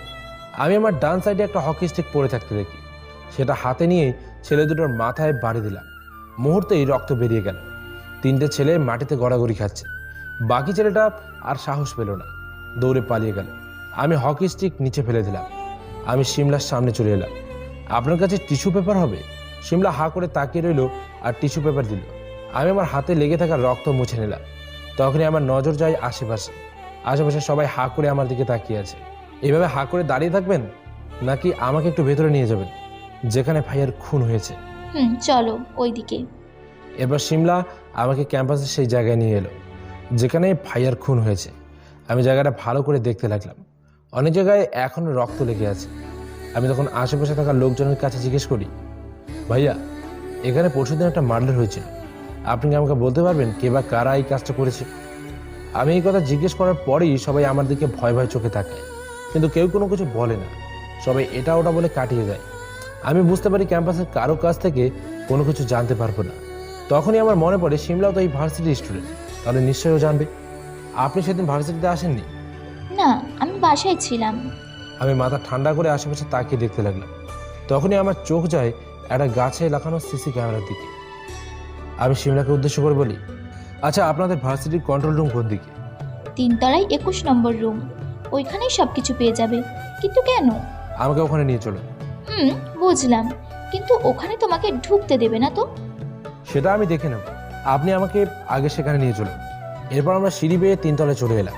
এরপর 21 নম্বর রুমের সামনে চলে এলাম। আমি ভেতরে ঢুকতে যাব, তখনই রুমের সামনে থাকা একটা লোক চলে এলো। ভিতরে যাওয়া যাবে না। আমাকে যেতেই হবে, খুবই গুরুত্বপূর্ণ একটা বিষয়। তাও ভিতরে যাওয়া যাবে না, প্রিন্সিপালের পারমিশন লাগবে। আমি আর অপেক্ষা করলাম না, আমার পকেট থেকে একটা কার্ড বের করে লোকটাকে দেখালাম। লোকটা কার্ড দেখেই আমাকে স্যালুট করতে যাবে। তখনই আমি তাকে আটকে দিলাম, কারণ এখানে শিমলা আছে। শিমলাকে কিছুতেই জানতে দেওয়া যাবে না যে আমি একজন সেনাবাহিনীর আর্মি অফিসার। শুধু শিমলা নয়, আমার পরিচয় কেউই জানে না যে আমি একজন আর্মি অফিসার, এমনকি আন্টিও জানে না। আমি আর দেরি না করে কন্ট্রোল রুমে ঢুকলাম। এরপর সিসিটিভি ফুটেজের লোকের কাছে চলে গেলাম। পরশু দিনে বিকেল 4টা থেকে 6টা পর্যন্ত ফুটেজ চালাও। আমি অপেক্ষা করতে লাগলাম, কিন্তু ছেলেটা কিছু সময় পরে বলল, সরি স্যার, ভিডিও মিসিং। আমার মনে হয় কেউ ফুটেজগুলো ডিলিট করে দিয়েছে। আমি আমার হাত শক্ত করে ওখান থেকে একটা টেবিলে ঘুষি দিলাম। Damn it! এরপর আমি কন্ট্রোল রুম থেকে বাইরে বেরিয়ে এলাম। শিমলার দিকে তাকিয়ে দেখি অবাক হয়ে আমার দিকে তাকিয়ে আছে। তুমি কি এমন করলে যে তোমাকে এত সহজে লোকটা ভিতর ঢুকতে দিল? এখন এগুলো ভাবলে চলবে না, আমাকে অন্যভাবে খুনিকে খুঁজে বের করতে হবে। এরপর কলেজ থেকে বাসার দিকে যাওয়ার জন্য আমি আর শিমলা গেটের কাছে চলে এলাম। তখনই আমার সামনে দিয়ে একসাথে অনেকগুলো বাইক ক্যাম্পাসের ভেতরে প্রবেশ করলো। আমি শিমলাকে জিজ্ঞেস করলাম, কারা এরা? ওই যে ছেলেটাকে সকলের সামনে দেখতে পাচ্ছ না, ওটা হচ্ছে সাগর, মানে এই ভার্সিটির ভিপি। আমি পকেট থেকে আমার মোবাইলটা বের করলাম। এরপর লুকিয়ে সাগরের কয়েকটা ছবি তুলে নিলাম। চলুন বাসায় যাব। বাসায় গিয়ে আপনার সাথে খুবই গুরুত্বপূর্ণ একটা কথা আছে। গুরুত্বপূর্ণ কথা? এখানেই বলো তাহলে। বাসায় গিয়ে বললে ভালো হবে। এরপর আমি একটা রিক্সা দাঁড় করালাম। আমি আর শিমলা দুজনে রিক্সায় উঠে পড়লাম। এরপর সোজা শিমলাদের বাসার সামনে চলে এলাম। বাসায় এসে আমি সোজা আমার রুমে চলে এলাম। আমার পিছে পিছে শিমলাও আমার রুমে এলো। আমি শিমলাকে দেখে বললাম, কিছু বলবেন? ও মা, একটু আগেই তো তুমি না বললে আমার সাথে নাকি তোমার গুরুত্বপূর্ণ কথা আছে? তখনই আমার একটা বিষয় মনে পড়ে গেল। আমি শিমলাকে বললাম, ও হ্যাঁ, আপনাকে একটা কথা বলেছিল। কি কথা? আমি আপনার ভার্সিটিতে ভর্তি হতে চাই, আমার পড়াশোনাটা কমপ্লিট করতে চাই। শিমলা আমার কথা শুনে অনেক খুশি হলো আর বলল, এটা তো খুবই খুশির খবর। আমাকে তুমি বলো যে তুমি কোন ইয়ারের স্টুডেন্ট? নিশ্চয়ই আমার থেকে 1 বা 2 ইয়ার সিনিয়র, মানে 4র্থ বর্ষের স্টুডেন্ট। না, আসলে ব্যাপারটা তেমন নয়। আমি একটা কারণে লেখাপড়াটা মাঝপথে বন্ধ করে দিই। আমি এবার আপনার সাথেই 2nd ইয়ারের স্টুডেন্ট। তাহলে তো আমার জন্য আরো সহজ হয়ে গেল। শিমলা এটা বলে ওর মুখে হাত দিল। আমি শিমলার কথার কোনো মানেই বুঝলাম না, তাই জিজ্ঞেস করলাম, আপনার জন্য সহজ হবে মানে? বুঝতে পারলাম না। না না, কিছু না, তুমি এসব বুঝবে না। আচ্ছা, আর আমি আমার সকল ডকুমেন্টস নিয়ে এসেছি। কালকে আপনি আমাকে নিয়ে ভার্সিটিতে যাবেন আর আমাকে ভর্তি করে দেবেন। আচ্ছা, দিব। আর তুমি এই কথাটা আম্মুকে বলেছো? না, আন্টিকে জানাইনি, আপনি আন্টিকে জানিয়ে দেবেন। আচ্ছা। আপনি তাহলে এখন নিচে যান, আমি একটু ক্লান্ত, হালকা একটা ঘুম দিলে ঠিক হয়ে যাব। আচ্ছা, বাই। এরপর শিমলা আমার রুম থেকে বেরিয়ে নিচে চলে গেল। আমি আমার পকেট থেকে ফোন বের করে কয়েকটা জরুরি কল করে নিলাম। বিকেলবেলা ঘুম থেকে উঠে নিজের রুমে বসেছিলাম। তখন আমার রুমের দিকে কারো আসার পায়ের শব্দ পেলাম। আমি তাকিয়ে দেখি শিমলা, আর ওর হাতে কফির মগ। সিমলা আমার সামনে এসে একটা হাসি দিল। এই প্রথম আমি সিমলার দিকে ভালো করে একটু লক্ষ্য করে দেখলাম। মেয়েটা দেখতে একদম পরীর মতো, সবার থেকে আলাদা। কথা বলার স্টাইল আর ওর হাসি কথাতে নাই বা বললাম। আমাকে পাগল করে দেওয়ার জন্য ওর মুখের ওই হাসিটাই যথেষ্ট। তাই আমি সিমলার থেকে চোখ ফিরিয়ে নিলাম। এই নাও, তোমার জন্য আমি নিজের হাতে কফি বানিয়েছি। আমি কফির মগ হাতে নিয়ে বললাম, আপনি জানলেন কি করে যে আমি কফি খেতে পছন্দ করি? আমার কাছ থেকে শুনেছি। আমি কফির মগে চুমুক দিলাম। কফিটা একদম আমার মনের মতো হয়েছে। আপনার হাসির মতো আপনার হাতের কফিটাও কিন্তু অনেক মিষ্টি। আমি কথাটা বলেই মাথায় হাত দিলাম। ইস, এ আমি কি বলে ফেললাম। জানি না সিমলা কি মনে করবে, কিন্তু সিমলার দিকে তাকিয়ে দেখি ওর মুখ লজ্জায় একদম লাল হয়ে গেছে। ব্যাপারটা আমার কাছে মোটেও ভালো লাগছে না। তখনই সিমলা বলল, আমার প্রশংসা করলে নাকি কফির প্রশংসা করলে? বুঝে নিন। সিমলা কিছু সময় চুপ করে রইল। আমি চুপচাপ কফি খেতে লাগলাম। তখনই সিমলা আবার বলল, কিছু মনে না করলে একটা কথা বলবো? অবশ্যই বলুন। আমার না একটু শপিং করার ছিল, কিন্তু একা একা যেতে ভয় লাগতেছে। তোমার কোনো কাজ না থাকলে তুমি আমার সাথে একটু যাবে? মেয়েদের সাথে শপিং মলেতে যাওয়া তো দূরের কথা, কোনোদিন কথা পর্যন্ত বলিনি। আর এই মেয়ে বলছে ওর সাথে শপিং করতে যেতে। আমি সরাসরি বলে দিলাম, সরি, আসলে আমার একটা কাজ ছিল, আমি যেতে পারবো না। সিমলা মন খারাপ করে বলল, আচ্ছা ঠিক আছে, আমি একাই চলে যাব। আসলে রাস্তাঘাটে অনেক বাজে ছেলেপেলে থাকে তো, এই কারণেই তোমাকে বলছিলাম। ভেবেছিলাম তুমি সাথে থাকলে আমি সেফ থাকবো, কিন্তু তোমার যখন কোনো কাজ আছে তাহলে থাক। সিমলার কথা শুনে আমার মনে হলো ওকে একা যেতে দেওয়া ঠিক হবে না। তাই আমি বললাম, আচ্ছা ঠিক আছে, আমি যাব আপনার সাথে। আমার কথা শুনে সিমলা আবারও সেই কিলিং স্মাইল দিল। আমি অবাক হয়ে সিমলার দিকে তাকিয়ে রইলাম। সিমলা খুশি হয়ে বলল, আচ্ছা, আমি এখনই নিচে আমার রুমে গিয়ে রেডি হয়ে বের হয়ে নিচ্ছি, তুমিও তাড়াতাড়ি রেডি হয়ে নাও। এরপর সিমলা আমার রুম থেকে চলে গেল, আর আমিও রেডি হয়ে নিলাম। রেডি হয়ে সোজা নিচের ড্রয়িং রুমে চলে এলাম। সেখানে এসে দেখি সিমলা রেডি হয়ে আমার জন্য অপেক্ষা করছে। সিমলার পাশে আন্টিও আছে। আন্টি সিমলাকে জিজ্ঞেস করলো, শিমলা, তোরা কোথায় যাচ্ছিস এখন? আসলে আম্মু, ও তো মাত্রই খুলনাতে এলো, কোনো কিছুই চেনে না। আমি তাই ভাবলাম ওকে নিয়ে একটু ঘুরে আসি। তাছাড়াও ভাইয়ার কারণে ওর তো মনটাও খারাপ হয়ে আছে। এখন যদি ওকে নিয়ে একটু ঘুরে আসি তাহলে মনটাও ভালো হয়ে যাবে। সিমলার কথা শুনে আমি পুরো টাস্কি খেয়ে গেলাম। এই মেয়ে তো আন্টিকে পুরো উল্টাপাল্টা বুঝিয়ে দিল। আমি কিছু বলতে যাব, তখনই সিমলা আমার দিকে তাকিয়ে একটা চোখ মারল। আমিও চুপ হয়ে গেলাম। এইটা তুই একদম ঠিক বলেছিস। আম্মু, রাতে আমাদের জন্য অপেক্ষা করে থেকো না, আমরা বাইরে থেকে একবারে ডিনার করে তারপর বাসায় আসব। সিমলার কথা শুনে এবার আমি আরো অবাক হয়ে গেলাম। আমি আন্টির সামনে চলে এলাম। এবার আন্টিকে কিছু বলতে যাব, তখনই সিমলা আমার হাত ধরে টেনে বাইরে নিয়ে এলো। আসি আম্মু, বাই। আমি বাইরে এসে সিমলাকে জিজ্ঞেস করলাম, এটা কি হলো? আপনি আন্টিকে মিথ্যা বলেন কেন? তুমি এখনো বাচ্চা, এগুলো তুমি বুঝবে না। সিমলা আমার নাক টেনে কথাটা বলল। এরপর রাস্তার কাছে গিয়ে সিমলা একটা রিক্সায় দাঁড় করালো। এখানে দাঁড়িয়ে না থেকে রিকশায় উঠে পড়ো। না, আমি উঠবো না। রিক্সায় উঠলে আমার কেমন কেমন লাগে, কিন্তু কে শোনে কার কথা। সিমলা আমাকে জোর করে রিক্সায় উঠিয়ে নিল। এরপর রিক্সা চলতে শুরু করলো। রিক্সাটা এসে একটা বড় শপিং মলের সামনে এসে থামলো। এরপর রিক্সা ভাড়া দিয়ে আমি আর সিমলা শপিং মলের ভেতরে ঢুকে গেলাম। সেখানে গিয়ে আমি চুপচাপ দাঁড়িয়ে রইলাম, আর সিমলা একের পর এক ড্রেস চয়েস করতে লাগলো। এর আগে শুনেছি মেয়েদের শপিং করতে নাকি অনেক অনেক টাইম লাগে। আজকে সিমলার সাথে এসে আমি হাড়ে হাড়ে টের পেয়ে গেলাম যে আসলে কথাটা সত্য। প্রায় 1 ঘন্টা পরে সিমলা আমার সামনে এলো। এরপর আমার সামনে একটা পিঙ্ক কালারের ড্রেস ধরে বলল, এই ড্রেসটা কেমন, আমাকে শ্যুট করবে? আমি কিছু সময় তাকিয়ে বললাম, আপনার পিছনে ওই যে একটা নীল কালারের ড্রেস দেখতে পাচ্ছেন, ওই কালারের ড্রেস আপনার উপরে সেই মানাবে। আচ্ছা, আমি আসতেছি। এরপর সিমলা আমার সামনে থেকে চলে গেল। আধ ঘন্টা পরে সিমলা ওর হাতে অনেকগুলো শপিং ব্যাগ নিয়ে আমার সামনে এলো। আমি ভালো করে খেয়াল করে দেখি সবগুলোই নীল কালারের ড্রেস। আমি আমার মাথায় হাত দিলাম। এই মেয়ে তো দেখছি আসলেই পাগল। কি ভাবতেছ? চলো বাইরে যাই। চলেন। এরপর আমি সিমলার পেছনে পেছনে যেতে লাগলাম। সিমলা আমার হাতে সবগুলো শপিং ব্যাগ ধরিয়ে দিল, আর নিজে আমার হাত ধরে আমার সাথে সাথে হাঁটছে। আমি কিছু বলতে গিয়েও বলতে পারছি না, কেন জানি আমার কাছে খুব ভালো লাগছে।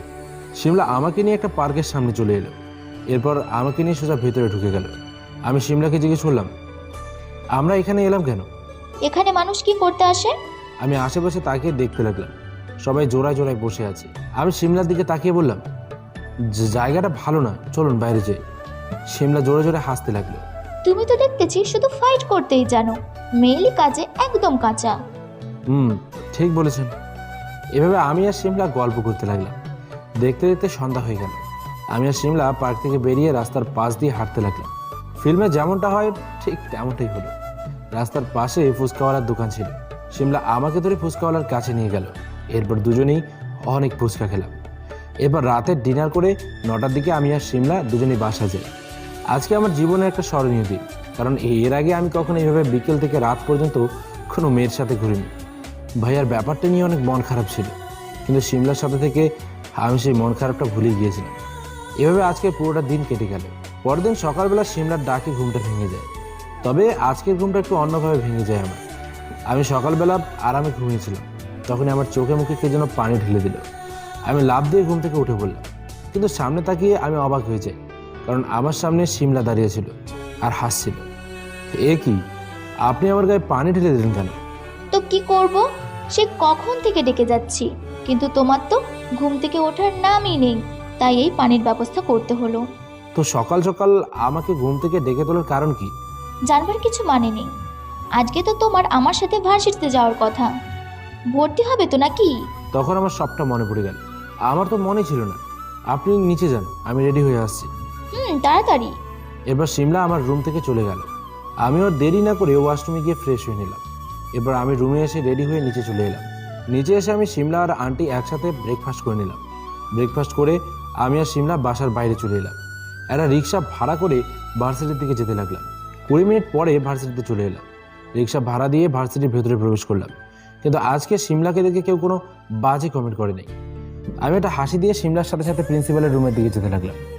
বেশ কিছু সময় ধরে সব কিছু ঠিকঠাক করে ভর্তির কাজ শেষ করলাম। এবার শিমলা আমাকে নিয়ে সোজা ক্লাসের ভিতরে চলে গেল। আমি চুপচাপ শিমলার পাশে বসে পড়লাম। এভাবে একটা ক্লাস করে আমি ক্লাসের বাইরে ক্যাম্পাসে চলে এলাম। শিমলাও আমার সাথে বাইরে চলে এলো। আমি আর শিমলা ক্যাম্পাসে বসে কথা বলছিলাম। তখনই একটা মেয়ে তার মুখে মাস্ক লাগিয়ে আমাদের কাছে এলো। আমি কিছু বুঝতে পারলাম না। আমি মেয়েটাকে জিজ্ঞেস করলাম, আপনি কে? আমি কে সেইটা জানা বেশি গুরুত্বপূর্ণ না, আপনি আমাকে বলুন যে সিয়াম আহমেদের আপনি কে হন। মেয়েটার মুখে ভাইয়ের নাম শুনে আমি দাঁড়িয়ে যাই আর জিজ্ঞেস করি, আমি তার ছোট ভাই, কিন্তু আপনি ভাইয়াকে চেনেন কি করে? একটু চুপ করুন, আমি কি বলতেছি সেটা মন দিয়ে শুনুন, এরপর সবটা বুঝতে পেরে যাবে। এরপর মেয়েটা বলতে শুরু করলো, আমি একদিন বিকালবেলা ঘুরতে ক্যাম্পাসের ভেতরে আসি, আর তখনই এই ভার্সিটির ভিপির চোখে আমি পড়ে যাই। আমি বুঝতে না পেরে তাকে থাপ্পড় মেরে দেই। এরপর সে সকলের সামনে আমার ইজ্জত নষ্ট করার চেষ্টা করে। ভার্সিটির সবাই দাঁড়িয়ে দেখতে লাগে, কেউ আমাকে সাহায্য করতে এগিয়ে আসে না। আর তখনই আপনার ভাই আমাকে বাঁচাতে এগিয়ে আসে আর ভিপি সাগরের গায়ে হাত দেয়। এরপর সাগর রাগান্বিত হয়ে সকলের সামনে ছুরি দিয়ে আপনার ভাইকে খুন করে, আর যাওয়ার আগে সবাইকে হুমকি দিয়ে যায়, যদি কেউ সত্যিটা কাউকে বলে তাহলে তাকে সহ তার পরিবারকে মেরে ফেলাবে। আর এই কারণেই আপনার কাছে কেউ সত্যিটা বলতে সাহস পাচ্ছে না। মেয়েটার কথা শুনে আমার চোখ দিয়ে পানি গড়িয়ে পড়ে। শিমলা টিস্যু পেপার দিয়ে আমার চোখের পানি মুছিয়ে দেয়। এরপর আমি মেয়েটাকে কিছু জিজ্ঞেস করতে যাব, তার আগেই মেয়েটা আমাদের কাছ থেকে চলে যায়। মেয়েটা এগুলো কি বলে গেল? এই সামান্য একটা কারণে ওর ভাইয়াকে মেরে দিল। আজকে আমি শিওর হয়ে গেলাম, সাগরকে আর বেশি দিন বাঁচতে দেব না আমি। শ্রাবণ, তুমি শান্ত হও। তুমি জানো না এই সাগর অনেক শক্তিশালী, ওর সাথে তুমি পারবে না। সময় হলে সবটা দেখতে পেয়ে যাবে। এখন বাসায় চলুন, আমার একটা কাজের কথা মনে পড়ে গেছে। তুমি বুঝতেছো না, তোমার যদি কিছু হয়ে যায় তাহলে আমার। শিমলা আর কিছু বললো না, থেমে গেল। আমি আর পানি বেশি ঘোলা করলাম না, কারণ আমি জানি শিমলা আমাকে পছন্দ করে, আর আমিও শিমলাকে অনেকটা পছন্দ করি। কিন্তু আগে আমাকে ভাইয়ার খুনের বদল নিতে হবে, এবার বাকি সব কিছু। এতে যদি আমার মৃত্যুও হয় তাতেও আমার কোনো দুঃখ নেই। আমি আর দেরি না করে বাসায় চলে আসি। বাসায় এসে সোজা আমার রুমে চলে আসি। রুমে এসে দরজা লক করে দিই। এরপর মোবাইল বের করে অতি পরিচিত একটা নম্বরে কল দিই। কিছু সময় পরে রিসিভ হয় কলটা। আসসালামু আলাইকুম স্যার। ওয়ালাইকুম আসসালাম। স্যার, এতদিন পরে আজকে হঠাৎ ফোন দিলেন, কোনো সমস্যা হয়েছে নাকি? স্যার, বিশ্বাস হয় না যে আপনার ভাইয়ের সাথে এটা হতে পারে। স্যার, আপনি বলুন আমাকে কি করতে হবে, আপনার জন্য আমি সব করতে পারবো। আমি সব ঘটনা খুলে বললাম। সাগর কখন কোথায় যাচ্ছে, কি করছে, এই সব কিছুর খবর আমার চাই। স্যার, আমি তো বর্তমানে ঢাকায় আছি, আমি এখানে বসে সব খবর সময় মতো আপনাকে দিতে পারবো। তাহলে এখন কি হবে? স্যার চিন্তা করবেন না, আমার এক বন্ধু খুলনা থাকে, আর ও আমার মতো এই সব কাজে অনেক এক্সপার্ট। আমি কি ওকে বলবো? বলো। আচ্ছা স্যার, আপনি ফোন রেখে দিন, আমি ওর সাথে কথা বলতেছি। আচ্ছা, এরপর আমি ফোন রেখে দিলাম। ফোন রেখে দিয়ে আমি জেনারেল স্যারকে ফোন দিলাম। কিছু সময় পরে স্যার ফোন রিসিভ করলেন। আসসালামু আলাইকুম স্যার। ওয়ালাইকুম আসসালাম। শ্রাবণ, তোমার ভাইয়ের ফোনকে খুঁজে পেয়েছি। জি স্যার, পেয়েছি।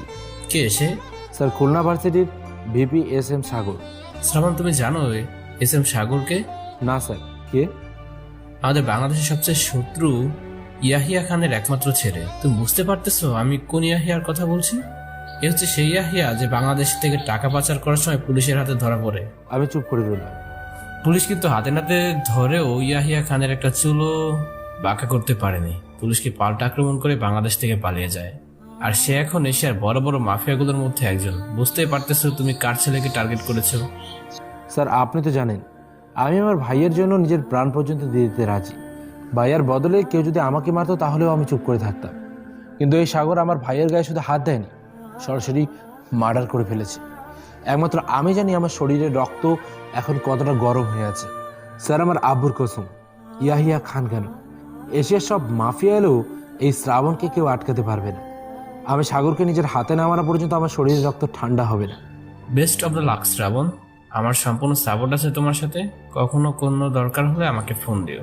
Okay sir. এবার আমি ফোন রেখে দিলাম।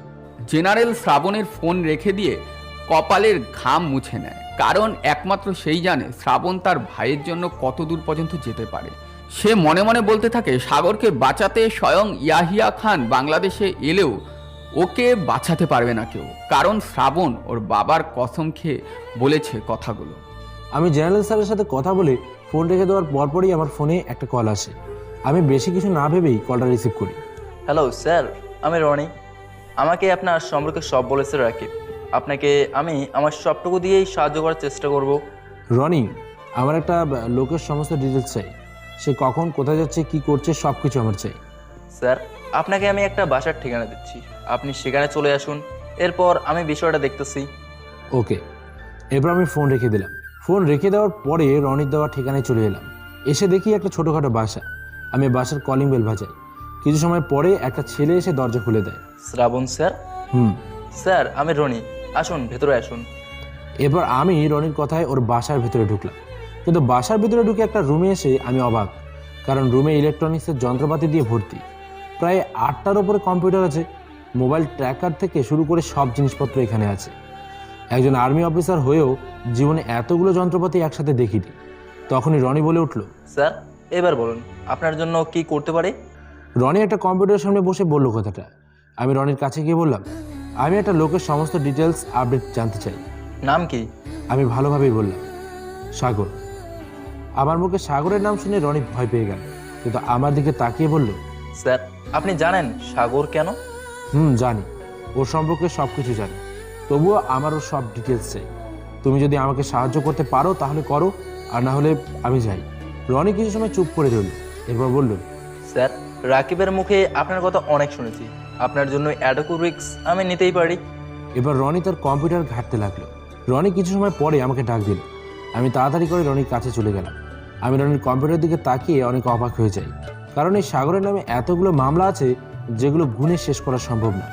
কিন্তু এতগুলো কেস থাকা সত্ত্বেও সাগর খোলা আকাশের নিচে ঘুরে বেড়াচ্ছে, তবে ওপরে আবার নতুন নতুন খারাপ কাজ করে চলেছে। স্যার 30টা মার্ডার, 100টা প্লাস নারী শিশু পাচার, 20 প্লাস লোকের জমি দখল, ড্রাগস সাপ্লাই, বৈদেশিক অস্ত্র, জাল টাকা তৈরি, ব্যাংক থেকে টাকা চুরি, বড় বড় কোম্পানির অ্যাকাউন্ট হ্যাক করে টাকা চুরি, কিডন্যাপ করে টাকা দাবি, সব আরও অনেক খারাপ কাজের সাথে সাগর জড়িয়ে আছে। এছাড়াও তো আরও অনেক কিছু কাউন্ট করে নেই এখানে। ওহ মাই গড! স্যার আমাকে একটু সময় দিন, আমি সাগরের লোকেশন এখনই বের করতেছি। কিন্তু কিভাবে? স্যার সাগরের মোবাইল আমরা ওটাকেই ট্র্যাক করব। বাংলাদেশের যে কোনো মোবাইল ট্র্যাক করা আমার কাছে কোনো ব্যাপার না, শুধু একটু সময় লাগবে আর কি। আচ্ছা। আমি চুপচাপ রনির পাশে চেয়ারে বসেছিলাম।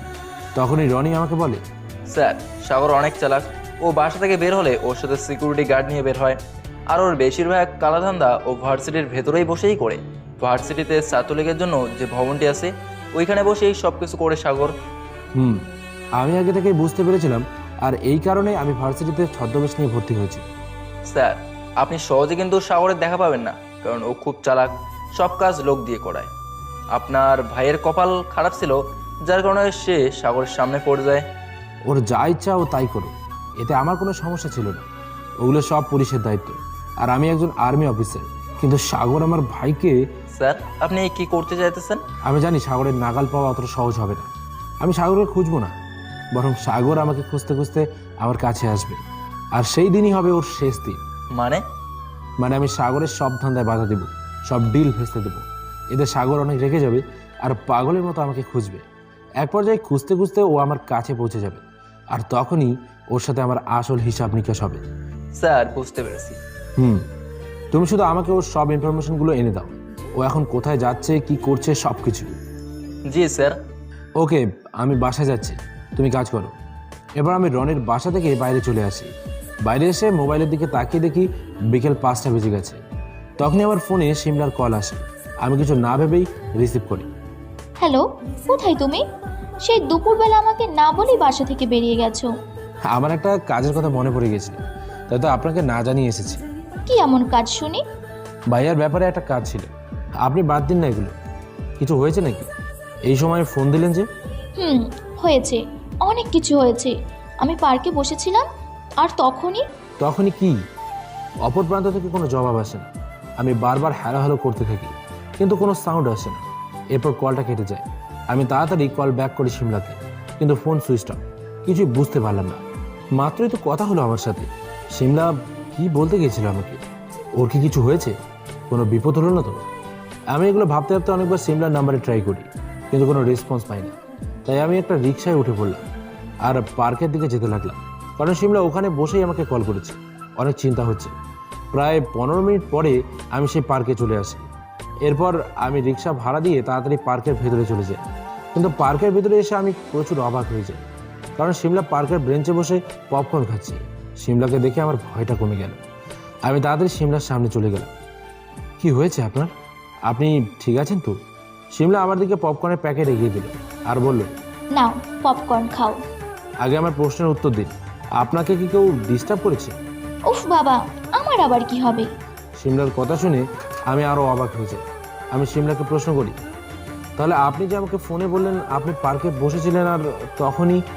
আরে আমার কিছুই হয়নি। আসলে আমি বিকেলবেলা তোমার রুমে যাই, ভেবেছিলাম বিকেলবেলা তোমাকে নিয়ে ঘুরতে যাব, কিন্তু তুমি রুমে ছিলে না। পরে আম্মুর কাছ থেকে জানতে পারি তুমি নাকি দুপুরবেলা বাসা থেকে বেরিয়ে গেছো। আমার অনেক মন খারাপ হয়, তাই আমি একা একাই পার্কে চলে আসি। এরপর পার্কে এসে খুব বোরিং ফিল করতেছিলাম, তাই তোমাকে ফোন দেই। আমি জানতাম তোমাকে এখন আসতে বললে তুমি আসবে না, তাই একটু মিথ্যে অভিনয় করলাম, এই আর কি। সিমলার কথা শুনে আমার হার্ট ফেল করার মতো অবস্থা। আমি মনে মনে আরো কত খারাপ চিন্তা করছিলাম। ভেবেছিলাম সিমলা বুঝে অনেক বড় কোনো বিপদে পড়েছে, কিন্তু এই মেয়ে তো পুরোই শয়তানের ডিব্বা। আপনি জানেন আপনার জন্য আমার কতটা টেনশন হচ্ছিল। আমি কত বাজে চিন্তা করতে করতে আপনার কাছে এসেছি, আপনি জানেন। দেখুন, আমার সাথে কখনো এই ধরনের মজা বা ফাজলামি করবেন না। আমি এমনিতেই অনেক টেনশনের মধ্যে আছি, এর মধ্যে আবার আপনি আমাকে আর টেনশনে ফেলে দিয়েন না প্লিজ। আশেপাশের সবাই আমার দিকে তাকিয়ে পড়ল। আমি সিমলার দিকে তাকিয়ে দেখি ওর চোখে পানি। আমি মনে হয় সিমলাকে একটু বেশি বলে ফেলেছি। এই প্রথম আমি সিমলার চোখে পানি দেখলাম। আমার অনেক খারাপ লাগলো, নিজেকে ধিক্কার দিলাম। সরি, আমি আসলে এইভাবে বলতে চাইনি। আসলে আমি অনেক চিন্তায় ছিলাম, আর তার উপরে আপনি আবার আমাকে চিন্তায় ফেলে দিলেন। তাই তাড়াতাড়ি আপনার কাছে ছুটে চলে আসি, আর এসে দেখি আপনি আমার সাথে মজা করছেন। তাই একটু রেগে যাই, আর রেগে গিয়ে আপনাকে একটু বেশি বলে ফেলি। I am sorry. সিমলার দিকে তাকিয়ে দেখি মহারানী এখনও মুখ ভার করে চুপ করে আছে। অনেক ভেবে দেখলাম এইভাবে কাজ হবে না, তাই আমি অন্য একটা আইডিয়া বের করলাম। আচ্ছা তাহলে যাই আমি। কেউ তো আমার সাথে কথা বলে না, আমি বরং ওই দিকটায় গিয়ে অন্য কোনো মেয়ের সাথে পপকর্ন খাই। আমি এটা বলেই সিমলার কাছ থেকে উঠে হাঁটতে শুরু করি। তখনই সিমলা আমার সামনে এসে আমার শার্টের কলার চেপে ধরে বলে, মেয়েদের সাথে পপকর্ন খাওয়ার খুব শখ তাই না? আজকে তোমাকে এমন পপকর্ন খাওয়াবো যে আর কোনোদিন অন্য কোনো মেয়ের সাথে গিয়ে পপকর্ন খেতে মন চাইবে না।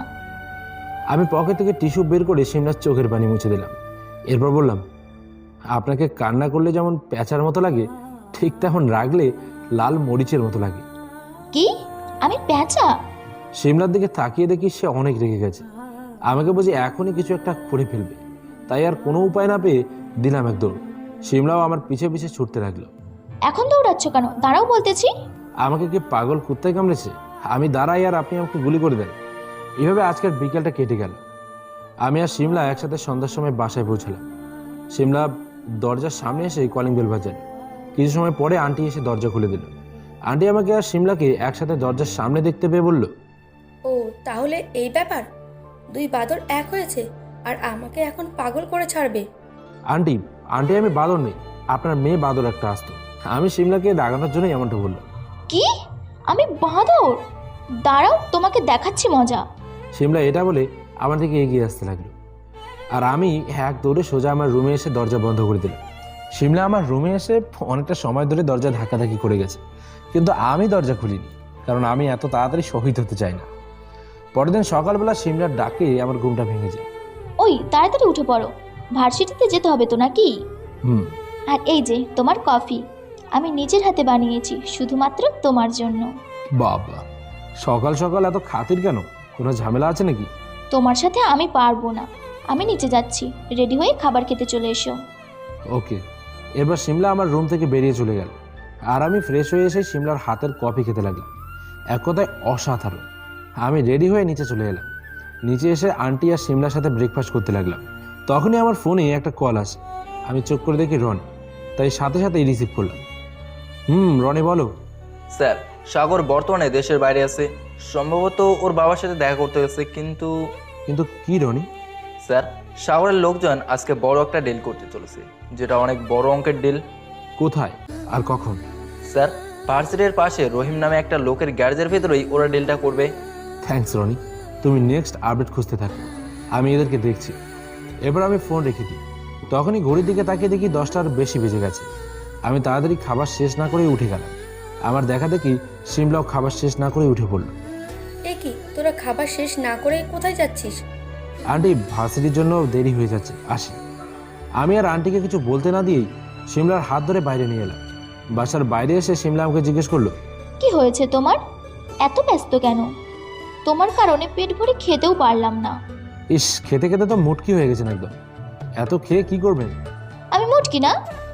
আর আমাকে বলবে প্লিজ কি হয়েছে? এর মধ্যেই আমি একটা রিক্সা পেয়ে গেলাম। রিক্সায় উঠে নাকি, এরপর বলছি। সিমলা রিক্সায় উঠে পড়লো আর রিক্সা চলতে শুরু করলো। তখনই সিমলা বলে উঠলো, এইবার বলো কি হয়েছে? আচ্ছা, ভার্সিটির কাছে রহিম নামে কারো গ্যারেজ আছে নাকি? সিমলা কিছু সময় ভেবে উত্তর দিল, আছে, কিন্তু ওখানে তোমার কাজ কি?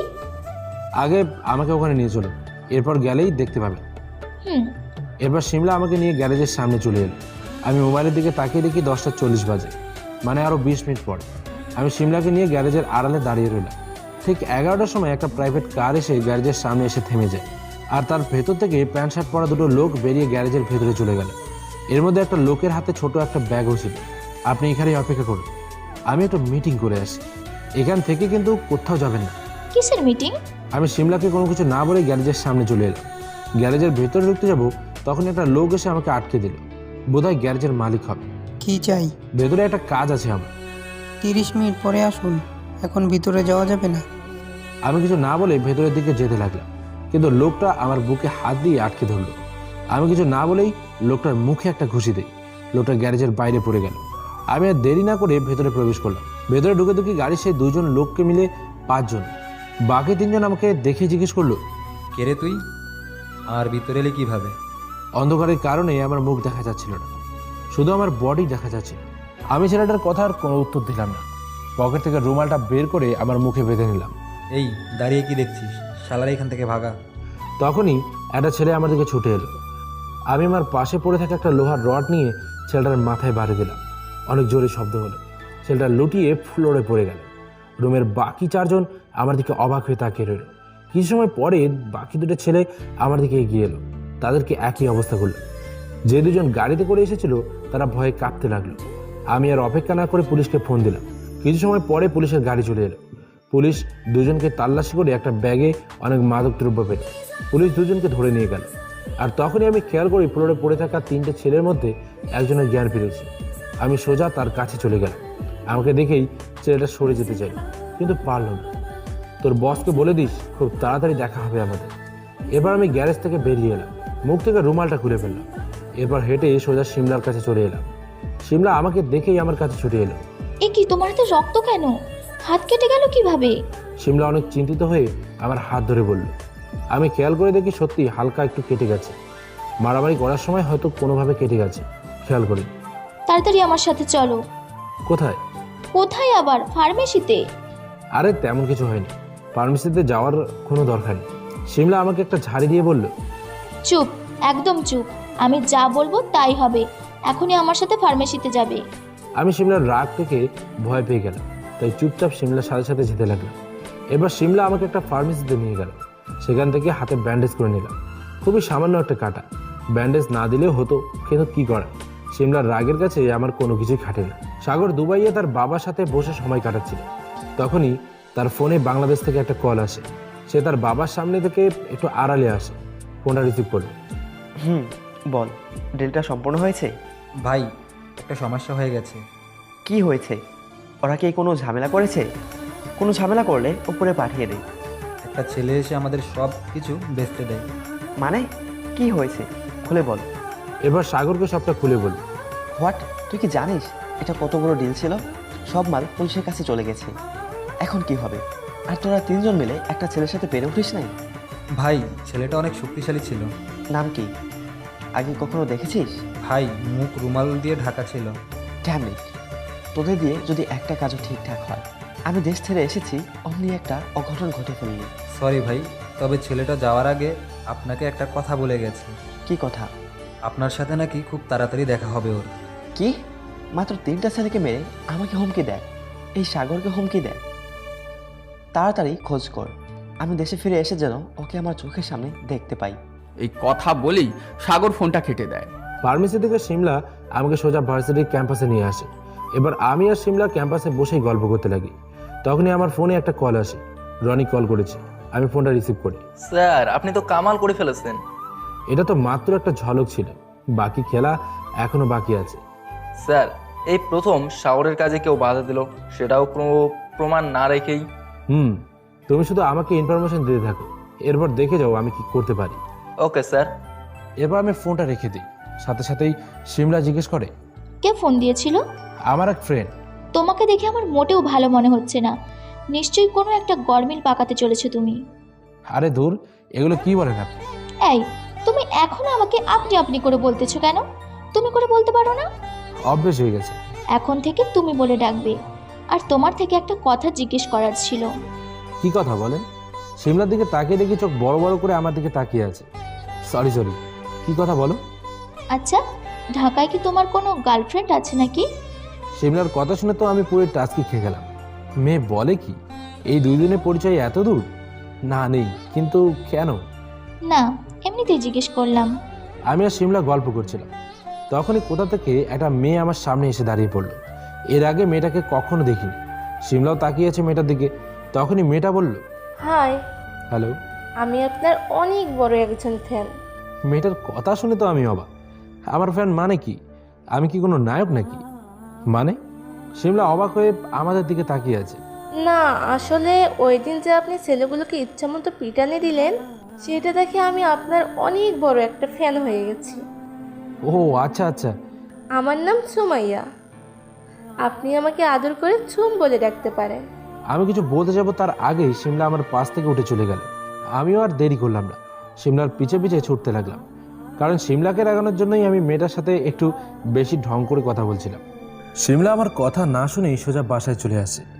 বাসায় এসে রুমের ভিতরে গিয়ে দরজা বন্ধ করে দেয়। আমিও রুমের সামনে গিয়ে অনেক ডাকাডাকি করি, কিন্তু কোনো সাড়া দেয় না, শুধু কান্নার আওয়াজ আসছিল। আমি হয়তো একটু বেশি মজা করে ফেলেছি। তখনই আমার কাঁধে আন্টি হাত রাখে। শ্রাবণ, তোমার সাথে আমার কিছু কথা আছে, একটু আমার রুমে আসবে? এরপর আমি আন্টির পিছে পিছে তার রুমে যাই।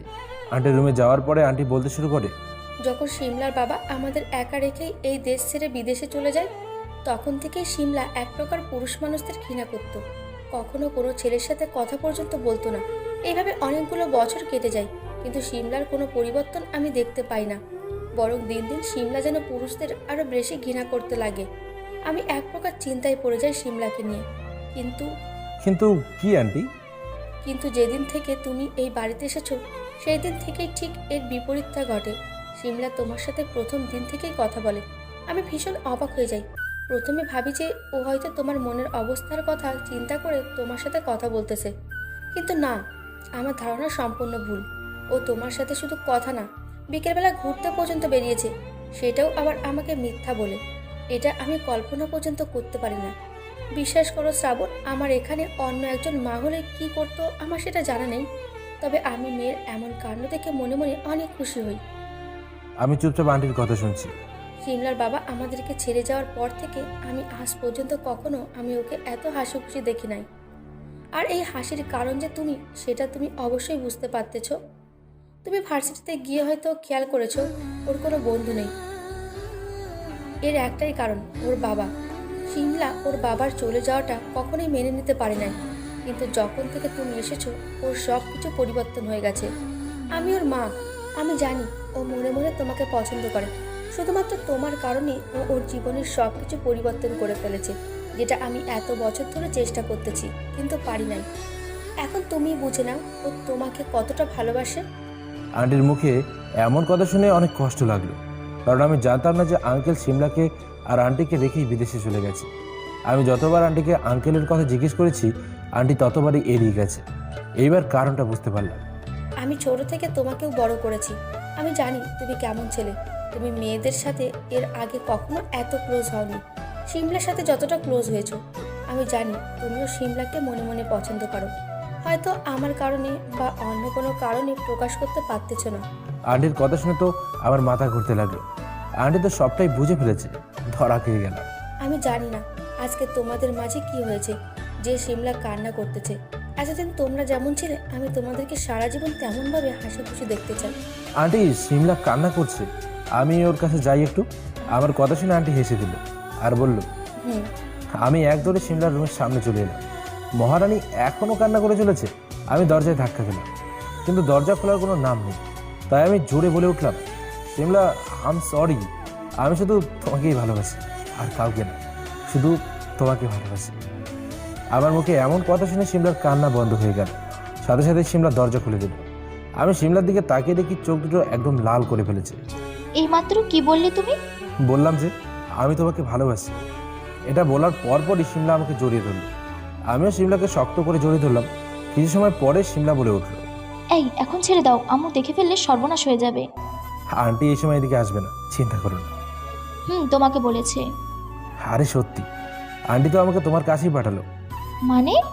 এবার আমি সিমলাকে সবটা খুলে বললাম। আমার তো বিশ্বাসই হচ্ছে না, আম্মু এতদিন একটা কাজের মতো কাজ করলো। এবার চোখের পানি মুছে নাও। সামান্য এইটুকু কারণ নিয়ে কেউ কান্না করে? ইস, তুমি তাহলে ওইভাবে হেসে হেসে মেয়েদের সাথে কথা বলবে কেন? আচ্ছা, এরপর থেকে আর বলবো না, প্রমিস। সন্ধ্যার সময় আমি আর সিমলা ছাদে বসে গল্প করছিলাম। তখনই আমার ফোনে রনির কল আসে। আমি সাথে সাথে রিসিভ করি। স্যার, একটা সংবাদ আছে। বল রনি। স্যার, সাগরের লোকজন একটা ট্র্যাকে করে 23 জন নারী পাচার করতে চলেছে আজকে। আর সাগর এই কারণেই দেশের বাইরে গেছে। ও সব ডিল দেশের বাইরে বসেই করবে। তুমি কি বলছো এগুলো? জি স্যার, আজ রাত 10টার সময় খুলনা থেকে যশোরের দিকে গাড়ি করে নিয়ে যাবে মেয়েগুলোকে। স্যার, এখানে শুধু আপনার ভাইয়ের প্রতিশোধ না, অনেকগুলো মেয়ের জীবনের প্রশ্ন। তোমাকে চিন্তা করতে হবে না, তুমি শুধু গাড়ির নাম্বার আর লোকেশন আমাকে দাও, এবার আমি দেখছি ব্যাপারটা। Okay sir. এবার আমি ফোন রেখে দিলাম। ফোন রেখে দেওয়ার পরপরই সিমলা জিজ্ঞেস করে, কে ফোন দিয়েছিল? আমার এক ফ্রেন্ড। আমাকে এখন একটু বাইরে যেতে হবে। কিন্তু আমি সিমলাকে কিছু বলতে না দিয়ে বাইরে চলে এলাম, কারণ সিমলাকে সত্যিটা বললে ও অনেক টেনশন করবে। তাই মিথ্যা বলে বাইরে চলে এলাম। রাত ঠিক 10টার সময় আমি রনির বলা রাস্তায় দাঁড়িয়ে আছি। রনি বলেছে এই রাস্তা দিয়ে নাকি সাগরের মেয়ে পাচারের গাড়ি যাবে। বেশ কিছু সময় অপেক্ষা করতে লাগলাম, কিন্তু কোনো গাড়ি দেখতে পেলাম না। ঠিক তার কিছু সময় পরে একটা বড় গাড়ি এলো। আমি দূর থেকে গাড়ির নাম্বার দেখে চিনে ফেললাম। মুখে একটা মাস্ক লাগিয়ে আমি রাস্তার মাঝখানে দাঁড়িয়ে পড়লাম। ড্রাইভার আমার সামনে এসে গাড়ি থামিয়ে দিল। গাড়ি হর্ন দিতে লাগলো। এরপরেও আমি রাস্তার মাঝখানে দাঁড়িয়ে রইলাম। আমি রাস্তার পাশে পড়ে থাকা একটা ইট উঠিয়ে ড্রাইভারের দিকে ছুঁড়ে মারলাম। গাড়ির কাঁচ ভেঙে ইট সরাসরি ড্রাইভারের মাথায় গিয়ে আঘাত করলো। ড্রাইভার জ্ঞান হারিয়ে ফেলল। আমাকে এমন করতে দেখে গাড়ি থেকে 5টা ছেলে বেরিয়ে এলো। আমি চুপ করে দাঁড়িয়ে থাকলাম। এই কে তুই? তুই জানিস আমরা কার লোক? তোরা আর দাঁড়িয়ে থাকিস না, মার এটাকে। এরপর সবাই আমার দিকে ছুটে আসতে লাগলো। প্রথম ছেলেটা আমার কাছে এসে আমার মুখে ঘুষি মারতে লাগলো, কিন্তু আমি ওকে আটকে দিলাম। এরপর ইচ্ছে মতো ওকে মারতে লাগলাম। বাকি 3 জন আমার সামনে হকি স্টিক নিয়ে এলো, আর এটাই ওদের সব থেকে বড় ভুল ছিল।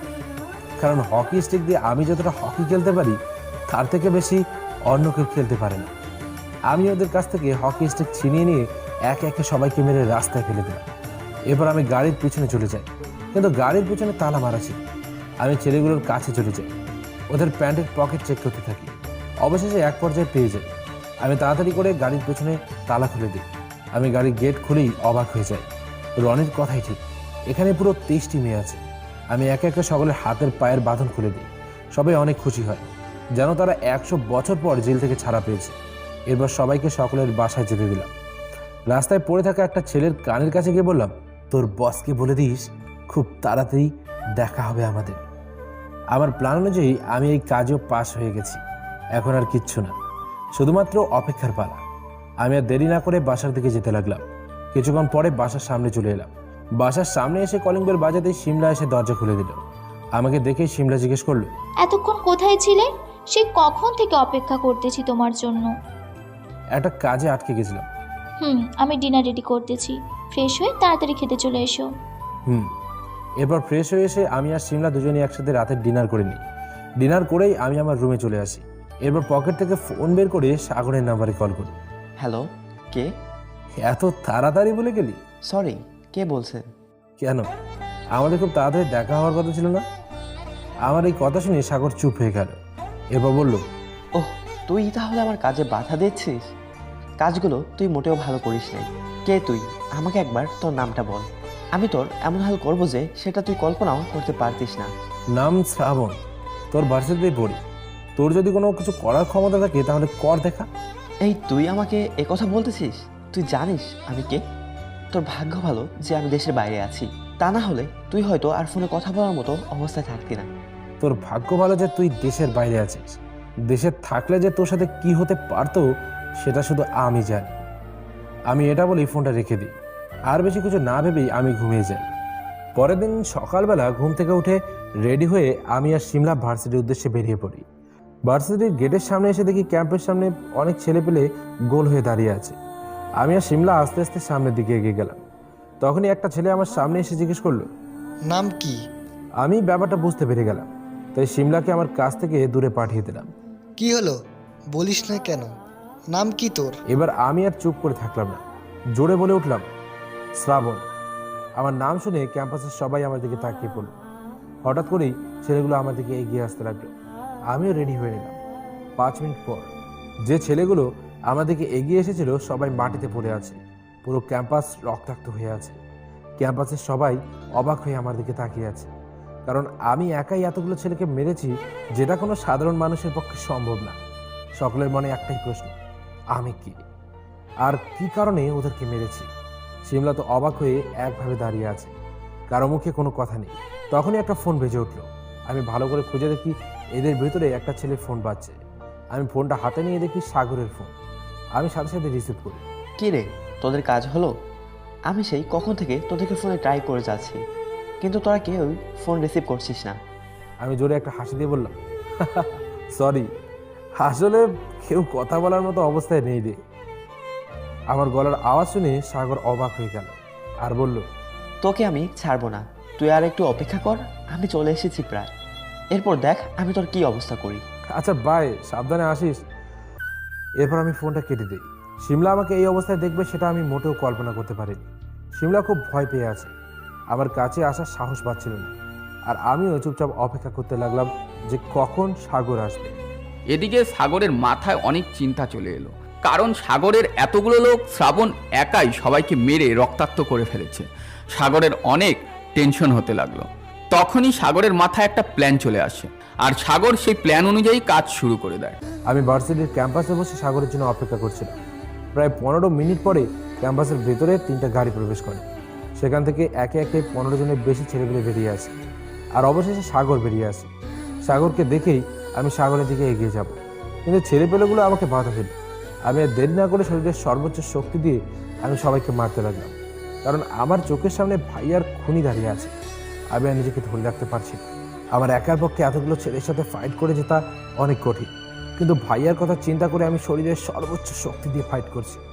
আমি একে একে সবাইকে মেরে মাটিতে ফেলে দিই। সাগর এটা দেখে হেসে দেয়।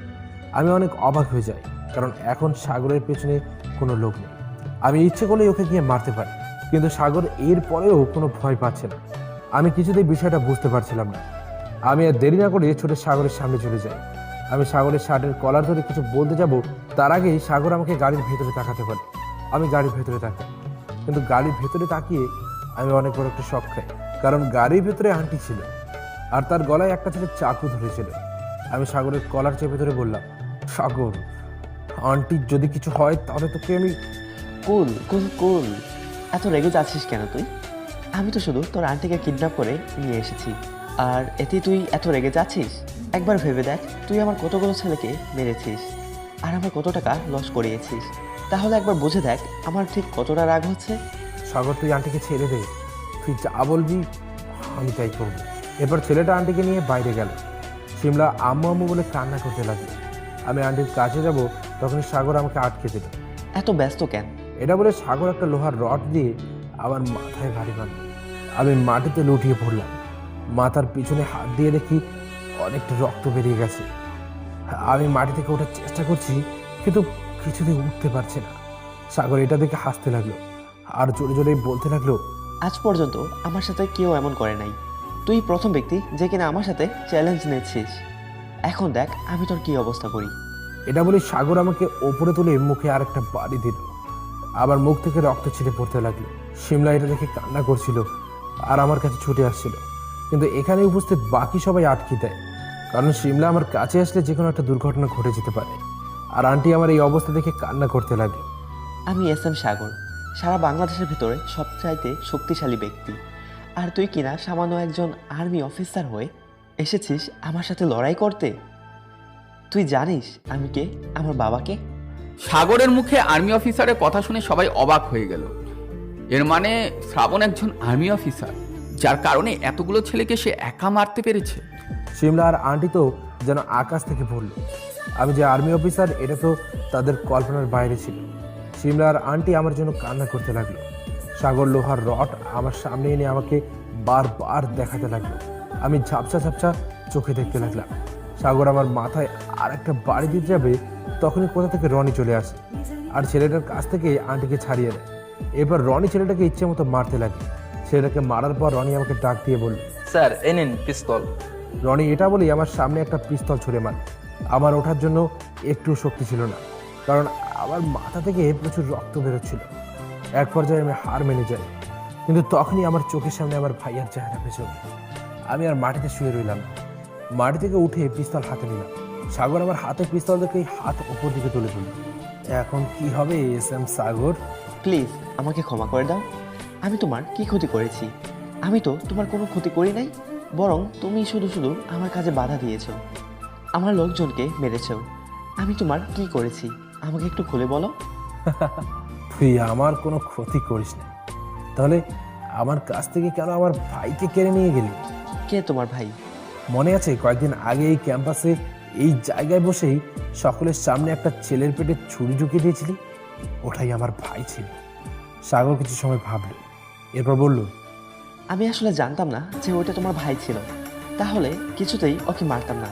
প্লিজ তুমি আমাকে মাফ করে দাও। তুমি যাই চাইবে তোমাকে তাই দিব। বলো কি লাগবে তোমার? টাকা পয়সা? আমার কিছু চাই না, তুই শুধু আমার ভাইকে ফিরিয়ে দে। এটা সম্ভব না, তুমি অন্য কিছু চাও। তাহলে তোর মৃত্যু চাই আমি, মৃত্যু। এটা বলে আমি সাগরের বুকে পর পর 3টে গুলি করি। সাগর চোখ বড় বড় করে আমার দিকে তাকিয়ে থাকে। কিছু সময় পরেই মাটিতে লুকিয়ে পড়ে।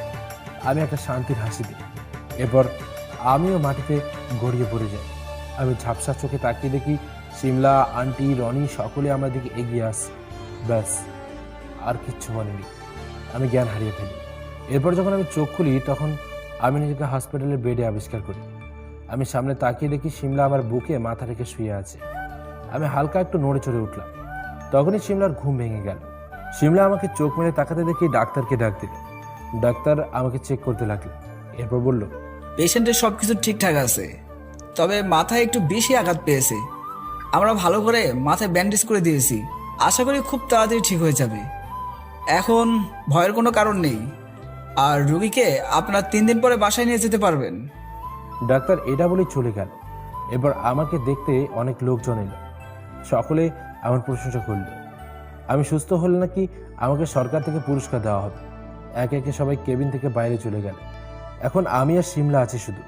আমি আমার মুখ থেকে অক্সিজেন মাস্ক খুলে ফেললাম। আরে আরে কি করতেছো? সমস্যা নেই, আমি একদম ঠিক আছি। আসলে তোমার সাথে কথা বলতে না পেরে আমার দম বন্ধ হয়ে যাচ্ছে। ইস, ঢং কত! আর একটু হলেই তো আমাকে ছেড়ে চিরকালের জন্য চলে যাচ্ছিলে। তোমার কিছু হলে আমার কি হতো? আমি তোমার সাথে বাসর না করে কোথাও যাচ্ছি না। শিমলা আমার এমন কথা শুনে অনেক লজ্জা পেল। ওর মুখ লজ্জায় একদম লাল হয়ে গেল। তখনই শিমলা আমার বুকে একটা ঘুষি দিয়ে বলল, বেশরম কোথাকার। আউচ, ব্যথা। Sorry sorry sorry. এভাবেই শেষ হয় শ্রাবণ আর শিমলার জীবনের একটা গল্প। প্রিয় শ্রোতাগণ, আজকের গল্প এ পর্যন্ত। আপনাদের যদি এই গল্পটি ভালো লাগে তাহলে অবশ্যই একটা কমেন্ট করে জানাবেন। আপনাদের একটা কমেন্ট আমাদেরকে নতুন নতুন গল্প আনার জন্য অনুপ্রেরণা দেয়। এরপর কি হয়েছে দেখতে চাইলে পরবর্তী পার্টের জন্য অপেক্ষা করুন। ধন্যবাদ সবাইকে আমাদের সাথে থাকার জন্য। Love you family.